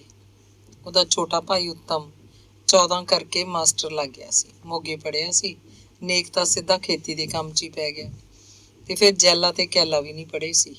ਮਹਿਲਾਂ 'ਚ 5 ਤੋਂ ਉੱਤੇ ਸਕੂਲ ਨਹੀਂ ਸੀ। ਉੱਤਮ ਪੜ੍ਹਦਾ ਕੁਦਰਤੋਂ ਹੀ ਸਿਰੇ ਲੱਗ ਗਿਆ। ਖੇਤੀ ਦੇ ਕੰਮ 'ਚ ਉਹਦਾ ਖਹਿੜਾ ਛੁੱਟ ਗਿਆ। ਹੁਣ ਮੌਜਾਂ ਕਰਦਾ ਸੀ, ਪੈਨ ਪਚਰ ਕੇ ਰਹਿੰਦਾ, ਚੜੇ ਮਹੀਨੇ ਤਨਖਾਹ ਮਿਲਦੀ। ਪ੍ਰਤਾਪੀ ਚਾਹੁੰਦੀ ਉਹਦਾ ਹਰਦੇਵ ਵੀ ਪੜ੍ਹੇ, ਮਾਮੇ ਤੇ ਜਾਵੇ। ਰੱਬ ਦੀ ਰਜ਼ਾ ਨੂੰ ਉਹਨਾਂ ਦਿਨਾਂ 'ਚ ਹੀ ਮੰਡੀ ਵਾਲਿਆਂ ਨੇ ਇੱਕ ਪ੍ਰਾਈਵੇਟ ਕਾਲਜ ਖੋਲ੍ਹ ਲਿਆ। ਲਹਿਰ ਪੈਦਾ ਹੋ ਗਈ ਸੀ। ਧੜਾ ਧੜ ਪੈਸੇ ਇਕੱਠੇ ਹੋਣ ਲੱਗੇ। ਆਲੇ ਦੁਆਲੇ ਦੇ ਪਿੰਡ ਵੀ ਇਸ ਕਾਲਜ 'ਚ ਦਿਲਚਸਪੀ ਲੈ ਰਹੇ ਸੀ, ਪੈਸੇ ਭੇਜਦੇ। ਮੰਡੀ 'ਚ ਰੇਲਵੇ ਸਟੇਸ਼ਨ ਦੇ ਨਾਲ ਇੱਕ ਪੁਰਾਣਾ ਡੇਰਾ ਸੀ। ਡੇਰੇ 'ਚ 10-12 ਕਮਰੇ ਸੀ। ਦੇਵੀ ਦਾ ਮੰਦਿਰ, ਅਸਲ 'ਚ ਤਾਂ ਇਹ ਇੱਕ ਸਰਾਂ ਸੀ। ਰਾਤ ਬਰਾਤੇ ਗੱਡੀਆਂ ਉਤਰਨ ਵਾਲੇ ਪਿੰਡਾਂ ਦੇ ਲੋਕ ਇੱਥੇ ਵਿਸ਼ਰਾਮ ਕਰਦੇ। ਦੂਰ ਦੇ ਪਿੰਡਾਂ ਦੇ ਲੋਕ ਜਿਨ੍ਹਾਂ ਨੇ ਸਵੇਰ ਦੀ ਕੋਈ ਗੱਡੀ ਫੜਨੀ ਹੁੰਦੀ, ਰਾਤ ਨੂੰ ਆ ਕੇ ਇੱਥੇ ਇਸ ਸਰਾਂ 'ਚ ਰਹਿ ਪੈਂਦੇ। ਹੁਣ ਇੱਥੇ ਕਾਲਜ ਖੋਲ੍ਹਤਾ ਗਿਆ, ਨਾਂ ਰੱਖਿਆ ਜਨਤਾ ਕਾਲਜ। ਸਾਰੇ ਪੱਖਾਂ ਦੇ ਲੋਕ ਜਨਤਾ ਕਾਲਜ ਨੂੰ ਸਹਿਯੋਗ ਦਿੰਦੇ। ਹਿੰਦੂ, ਸਿੱਖ, ਕਾਂਗਰਸੀ, ਅਕਾਲੀ, ਕਾਮਰੇਡ, ਜਨ ਸੰਘੀ। ਕਾਲਜ ਦੀ ਲੋੜ ਸਭ ਨੂੰ ਸੀ, ਮੰਡੀ ਨੂੰ ਵੀ ਤੇ ਇਲਾਕੇ ਸਾਰੇ ਨੂੰ। ਪਟਿਆਲਾ, ਸੰਗਰੂਰ, ਨਾਭਾ, ਮੋਗਾ ਤੇ ਬਠਿੰਡਾ ਦੇ ਕਾਲਜਾਂ 'ਚੋਂ ਹਟ ਕੇ ਇਸ ਇਲਾਕੇ ਦੇ ਬਹੁਤ ਸਾਰੇ ਵਿਦਿਆਰਥੀ ਜਨਤਾ ਕਾਲਜ 'ਚ ਆ ਗਏ। ਹਰਦੇਵ 11ਵੀਂ 'ਚ ਦਾਖਲ ਹੋ ਗਿਆ। ਮੰਡੀ ਦੂਰ ਨਹੀਂ ਸੀ, ਪੱਕੀ ਸੜਕ ਬਣੀ ਸੀ। ਜੋਗੀਪੁਰ ਤੋਂ ਸਿਰਫ 4 ਮੀਲ। ਉਹ ਸਾਈਕਲ ਤੇ ਜਾਂਦਾ, ਪਿੰਡ ਦੇ ਹੋਰ ਮੁੰਡੇ ਵੀ ਜਾਂਦੇ। ਜਨਤਾ ਕਾਲਜ ਖੁੱਲ੍ਹਣ ਨਾਲ ਮੰਡੀ ਆਲਾ ਸਿੰਘ ਦੀ ਸ਼ਾਨ ਦੁੱਗਣੀ ਹੋ ਗਈ। ਗਲੀਆਂ ਬਾਜ਼ਾਰਾਂ 'ਚ ਦੀ ਨਵੇਂ ਕੱਪੜੇ ਪਾ ਕੇ ਸਜੇ ਸੰਵਰੇ ਮੁੰਡੇ ਕੁੜੀਆਂ ਟੋਲੀਆਂ ਬਣਾ ਕੇ ਲੰਘਦੇ ਤਾਂ ਲੱਗਦਾ ਮੰਡੀ 'ਚ ਨਵੀਂ ਜ਼ਿੰਦਗੀ ਧੜਕ ਪਈ ਹੈ। ਚੰਦ ਕੌਰ ਹਰਦੇਵ ਤੇ ਬੀਬੋ ਨੂੰ ਵੀ ਬਥੇਰਾ ਚਾਹੁੰਦੀ, ਪਰ ਪਤਾ ਨਹੀਂ ਕੀ ਗੱਲ ਉਹ ਗੁਰਦੇਵ ਜਿੰਨਾ ਮੋਹ ਮਾਸੀ ਦਾ ਨਹੀਂ ਕਰਦੇ ਸੀ। ਗੁਰਦੇਵ ਅੰਦਰਲੇ ਘਰ ਪ੍ਰਤਾਪੀ ਕੋਲ ਘੱਟ ਹੀ ਆਉਂਦਾ। ਅਸਲ 'ਚ ਗੱਲ ਇਹ ਸੀ ਕਿ ਚੰਦ ਕੌਰ ਤਿੰਨਾਂ ਜਵਾਕਾਂ ਨੂੰ ਆਪਣੇ ਵੱਲ ਕਰਨਾ ਚਾਹੁੰਦੀ। ਉਹ ਸੋਚਦੀ ਕੁੜੀ ਤਾਂ ਆਪਣੇ ਸਹੁਰੇ ਚਲੀ ਜਾਊਗੀ, ਮੁੰਡਿਆਂ ਨੇ ਇੱਥੇ ਰਹਿਣਾ। ਉਹਦੇ ਬੁਢਾਪੇ 'ਚ ਮੁੰਡੇ ਉਹਦੀ ਸੇਵਾ ਕਰਨਗੇ, ਵਿਆਹੇ ਜਾਣਗੇ। ਜੇ ਉਹ ਮੁੰਡਿਆਂ ਦੇ ਨੇੜੇ ਰਹੇਗੀ ਤਦ ਹੀ ਉਹਨਾਂ ਦੀਆਂ ਬਹੂਆਂ ਉਹਦਾ ਉੱਕਰ ਆਦਰ ਕਰਨਗੀਆਂ। ਪ੍ਰਤਾਪੀ ਚੰਦ ਕੌਰ ਵਾਂਗ ਨਾ ਸੋਚਦੀ। ਉਹਦੇ ਲਈ ਤਾਂ ਜਵਾਕ ਉਹਦੇ ਆਪਣੇ ਆ, ਕਿਤੇ ਰਹਿਣ ਚੰਦ ਕੌਰ ਕੋਲ ਜਾ ਕੇ ਵੀ ਉਹਦੇ ਹੀ ਰਹਿਣਗੇ। ਗੱਜਣ ਅੰਦਰਲੇ ਘਰ ਦਿਨ ਵਿੱਚ ਇੱਕ ਵਾਰ ਜ਼ਰੂਰ ਗੇੜਾ ਮਾਰਦਾ, ਰਾਤ ਕਦੇ ਨਹੀਂ ਕੱਟਦਾ ਸੀ। ਇਹ ਤਾਂ ਸੀ ਕਿ ਜਦੋਂ ਕਦੇ ਚੰਦ ਕੌਰ ਲਹਿਰੇ ਨੂੰ ਚਲੀ ਜਾਂਦੀ ਤਾਂ ਉਹ ਅੰਦਰਲੇ ਘਰ ਰਾਤ ਵੀ ਰਹਿ ਲੈਂਦਾ, ਪਰ ਅਜਿਹਾ ਕਦੇ ਕਦੇ ਹੁੰਦਾ, ਸਾਲ 6 ਮਹੀਨੇ ਬਾਅਦ ਹੀ। ਹੁਣ ਉਹਦੇ ਨਾਲ ਜ਼ਮੀਨ ਜਾਇਦਾਦ ਦੀ ਗੱਲ ਨਹੀਂ ਕਰਦਾ ਸੀ। ਪ੍ਰਤਾਪੀ ਨੂੰ ਲੱਗਦਾ ਜਿਵੇਂ ਉਹਦੇ ਕੋਲ ਉਲਾਂਭਾ ਜਿਹਾ ਲਾਉਣ ਆਉਂਦਾ ਹੋਵੇ, ਜ਼ਰੂਰੀ ਜਿਹਾ ਸਮਝ ਕੇ। ਨਹੀਂ ਤਾਂ ਉਹਨਾਂ ਵਿੱਚ ਪਤੀ ਪਤਨੀ ਵਾਲਾ ਉਹ ਅਹਿਸਾਸ ਨਹੀਂ ਰਹਿ ਗਿਆ ਸੀ। ਚੰਦ ਕੌਰ ਨੇ ਪ੍ਰਤਾਪੀ ਤੋਂ ਗੱਜਣ ਨੂੰ ਸਦਾ ਵਾਸਤੇ ਖੋਹ ਲਿਆ ਸੀ। ਉਹ ਤਾਂ ਚੰਦ ਕੌਰ ਦਾ ਹੀ ਬਣ ਚੁੱਕਿਆ ਸੀ, ਸਾਰੇ ਦਾ ਸਾਰਾ। ਪ੍ਰਤਾਪੀ ਕੋਲ ਤਾਂ ਇੰਝ ਆਉਂਦਾ ਜਿਵੇਂ ਉਧਾਰਾ ਆਉਂਦਾ ਹੋਵੇ। ਉਹਨੂੰ ਇਸ ਗੱਲ ਦਾ ਵੀ ਰੰਜ ਸੀ ਕੋਈ ਨਹੀਂ ਸੀ, ਗੱਜਣ ਉਹਦਾ ਸੀ ਵੀ ਕੀ। ਉਹਨੂੰ ਕਦੋਂ ਉਹਨੇ ਦਿਲੋਂ ਆਪਣਾ ਖਾਵੰਦ ਮੰਨਿਆ ਸੀ। ਉਹਦੇ ਦਿਲ ਦਾ ਮਰਦ ਤਾਂ ਜਿਉਣਾ ਸੀ। ਜਿਉਣਾ ਉਹ ਤੋਂ ਧਰਮਦਾਸ ਨੇ ਖੋਹ ਲਿਆ ਸੀ ਤੇ ਹੁਣ ਗੱਜਣ ਉਹ ਤੋਂ ਚੰਦ ਕੌਰ ਨੇ ਖੋਹ ਲਿਆ। ਫਿਰ ਉਹਦੀ ਔਲਾਦ ਸੀ, 2 ਮੁੰਡੇ ਸੀ, ਕੁੜੀ ਸੀ। ਚੰਦ ਕੌਰ ਦੇ ਕੁਝ ਵੀ ਨਹੀਂ ਸੀ। ਘਰ-ਬਾਰ ਦੇ ਮਾਲਕ ਤਾਂ ਇੱਕ ਦਿਨ ਉਹਦੇ ਮੁੰਡਿਆਂ ਨੇ ਬਣਨਾ ਸੀ। ਗੁਰਦੇਵ ਨੂੰ ਕਿੰਨਾ ਵੀ ਹਿੱਕ ਨਾਲ ਲਾ ਕੇ ਰੱਖੇ, ਚੰਦ ਕੌਰ ਹੈ ਤਾਂ ਉਹਦਾ ਮੁੰਡਾ ਹੀ, ਢਿੱਡ ਦੀ ਅੰਦਰ ਤਾਂ ਉਸੇ ਦੀ ਹੈ। ਬੁੜੀਆਂ ਆਖਦੀਆਂ, ਕੁੜੇ ਪ੍ਰਤਾਪੀ, ਹਰਦੇਵ ਤੇ ਬੀਬੋ ਤੇਰੇ ਨੇ ਤੇ ਗੁਰਦੇਵ ਤਾਂ ਜਮਾ ਆਪਣੇ ਪਿਓ ਤੇ ਗਿਆ। ਉਹੀ ਮੜੰਗਾ, ਉਹੀ ਰੰਗ। ਉਹ ਹੱਸਣ ਲੱਗਦੀ, ਪਰ ਇਹ ਤਾਂ ਉਹੀ ਜਾਣਦੀ ਸੀ ਕਿ ਗੁਰਦੇਵ ਕਿਹਦੇ ਤੇ ਗਿਆ। ਦੇਖਿਆ ਜਾਏ ਤਾਂ ਉਹਨੂੰ ਤਿੰਨੇ ਜਵਾਕ ਆਪਣੇ ਨਹੀਂ ਲੱਗਦੇ ਸੀ। ਗੁਰਦੇਵ ਧਰਮਦਾਸ ਦਾ ਸੀ, ਛੋਟੇ ਮੁੰਡੇ ਕੁੜੀ ਗੱਜਣ ਦੇ। ਹੁਣ ਉਹਦੇ ਲਈ ਧਰਮਦਾਸ ਤੇ ਗੱਜਣ 'ਚ ਕੋਈ ਫਰਕ ਨਹੀਂ ਰਹਿ ਗਿਆ ਸੀ। ਹੁਣ ਇਸ ਉਮਰ 'ਚ ਵੀ ਉਹਦੇ ਧੁਰ ਅੰਦਰ ਇੱਕ ਟੀਸ ਉੱਠਦੀ, ਕਾਸ਼ ਉਹਨੇ ਜਿਉਣੇ ਦੇ ਜਵਾਕ ਜੰਮੇ ਹੁੰਦੇ। ਇਹ ਤਿੰਨੇ ਜਵਾਕ ਤਾਂ ਉੱਪਰੇ ਉੱਪਰੇ ਸੀ, ਅਸਲ ਜਵਾਕ ਤਾਂ ਜਿਉਣੇ ਦੇ ਹੁੰਦੇ। ਤੇ ਹੁਣ ਜਦੋਂ ਜੰਮੀ ਪਏ ਸਨ ਤੇ ਉਹਦੇ ਹੀ ਹਨ। ਗੁਰਦੇਵ ਵੀ ਉਹਦਾ ਆਪਣਾ ਹੈ। ਗੁਰਦੇਵ ਨੂੰ ਉਹ ਨਫ਼ਰਤ ਕਦੇ ਨਾ ਕਰਦੀ, ਚਾਹੇ ਉਹ ਬੇਤੁਖਮਾ ਸੀ, ਪਰ ਸੀ ਉਹਦੇ ਢਿੱਡ ਦੀ ਅੱਗ, ਉਹਦੇ ਆਪਣੇ ਮਾਸ ਦਾ ਹਿੱਸਾ, ਉਹਦਾ ਲਹੂ। ਬੀਬੋ ਦੀ ਉੱਠਦੀ ਜਵਾਨੀ ਸੀ, ਉਹਦੇ ਅੰਗ ਦਿਨੋਂ ਦਿਨ ਭਰਦੇ ਜਾਂਦੇ। ਉਹਦਾ ਮੂੰਹ ਗੋਲ, ਅੱਖਾਂ ਚੌੜੀਆਂ, ਚਮਕਦਾਰ ਹੋ ਉੱਠੀਆਂ। ਚੌਥੇ ਪੰਜਵੇਂ ਮਹੀਨੇ ਉਹਦੇ ਕੱਪੜੇ ਭੀੜੇ ਹੋ ਜਾਂਦੇ। ਤੁਰਦੀ ਪ੍ਰਤਾਪੀ ਉਹਦੀ ਪਿੱਠ ਵੱਲ ਝਾਕਦੀ ਰਹਿੰਦੀ। ਪਿੱਛੋਂ ਉਹਦੀ ਤੋਰ ਬਿਲਕੁਲ ਪ੍ਰਤਾਪੀ ਤੇ ਸੀ, ਸਭ ਕੁਝ ਪ੍ਰਤਾਪੀ ਦਾ ਸੀ ਉਹਦੇ 'ਚ। ਉਹਦੇ ਕੰਨਾਂ 'ਚ ਰਮਜ਼ਾਂ ਪੈਂਦੀਆਂ ਕਿ ਗੱਜਣ ਗੁਰਦੇਵ ਨੂੰ ਵਿਆਹੁਣਾ ਚਾਹੁੰਦਾ। ਅਸਲ 'ਚ ਤਾਂ ਚੰਦ ਕੌਰ ਗੁਰਦੇਵ ਨੂੰ ਵਿਆਹ ਕੇ ਨੂੰਹ ਨੂੰ ਆਪਣੇ ਚੁੱਲ੍ਹੇ ਤੇ ਰੱਖਣਾ ਚਾਹੁੰਦੀ ਸੀ। ਉਹ ਇਸੇ ਕਰਕੇ ਗੁਰਦੇਵ ਨੂੰ ਪ੍ਰਤਾਪੀ ਨਾਲੋਂ ਪਾੜ ਰੱਖਦੀ ਕਿ ਵਿਆਹ ਤੋਂ ਬਾਅਦ ਵੀ ਉਹ ਬਹੂ ਸਮੇਤ ਉਹਦੇ ਕੋਲ ਰਹੇ। ਪਰ ਪ੍ਰਤਾਪੀ ਚਾਹੁੰਦੀ ਸੀ ਕਿ ਮੁੰਡੇ ਦਾ ਕੀ ਹੈ, ਪਹਿਲਾਂ ਕੁੜੀ ਨੂੰ ਆਪਣੇ ਘਰ ਤੋਰ ਦੇਣਾ ਚਾਹੀਦਾ। ਉਹਨੂੰ ਕੋਈ ਡਰ ਨਹੀਂ ਸੀ ਕਿ ਗੁਰਦੇਵ ਵਿਆਹ ਕਰਵਾ ਕੇ ਬਹੂ ਨੂੰ ਉਹਦੇ ਕੋਲ ਨਹੀਂ ਰਹਿਣ ਦੇਵੇਗਾ। ਉਹਨੂੰ ਤਾਂ ਬੀਬੋ ਦਾ ਫਿਕਰ ਸੀ। ਪ੍ਰਤਾਪੀ ਨੂੰ ਆਪਣੇ ਦਿਨ ਯਾਦ ਆਉਂਦੇ। ਮੁਟਿਆਰ ਕੁੜੀ ਦੀ 100 ਸੰਭਾਲ ਕਰਨੀ ਪੈਂਦੀ ਹੈ। ਬੀਬੋ ਨੇ ਦਿਨਾਂ 'ਚ ਹੀ ਤਾਪੋ ਬਣ ਜਾਣਾ। ਫਿਰ ਉਹ ਦਿਨ ਵੀ ਆ ਜਾਣੇ ਆ ਜਦੋਂ ਪ੍ਰਤਾਪੀ ਮਹਿਲਾਂ ਆਪਣੇ ਪਿੰਡ ਅੱਖੀ ਦੇ ਘਰ ਦਰੀ ਬੁਣਨ ਜਾਂਦੀ ਹੁੰਦੀ। ਉਹਨੂੰ ਤਾਂ ਪਤਾ ਵੀ ਨਹੀਂ ਲੱਗਿਆ ਸੀ ਕਿ ਜਿਉਣੇ ਨਾਲ ਉਹਦਾ ਕਦੋਂ ਸੰਬੰਧ ਹੋ ਗਿਆ। ਹਾਣ ਦੇ ਮੁੰਡੇ ਕੁੜੀਆਂ ਦਾ ਸੰਬੰਧ ਤਾਂ ਛੋਪਲੇ ਹੀ ਇਉਂ ਬਣ ਜਾਂਦਾ, ਜਿਵੇਂ ਇੱਕ ਦਿਨ ਅਚਾਨਕ ਹੀ ਸਵੇਰੇ ਸਵੇਰੇ ਖੇਤ 'ਚ ਕਣਕ ਦਾ ਬੀਜ ਤੂਈਆਂ ਕੱਢ ਆਉਂਦਾ ਹੋਵੇ। ਉਦੋਂ ਸੋਚਦੀ ਸੀ ਜਿਉਣੇ ਨਾਲ ਉਹਦਾ ਵਿਆਹ ਹੋ ਗਿਆ ਤਾਂ ਸੁਰਗ ਹੈ।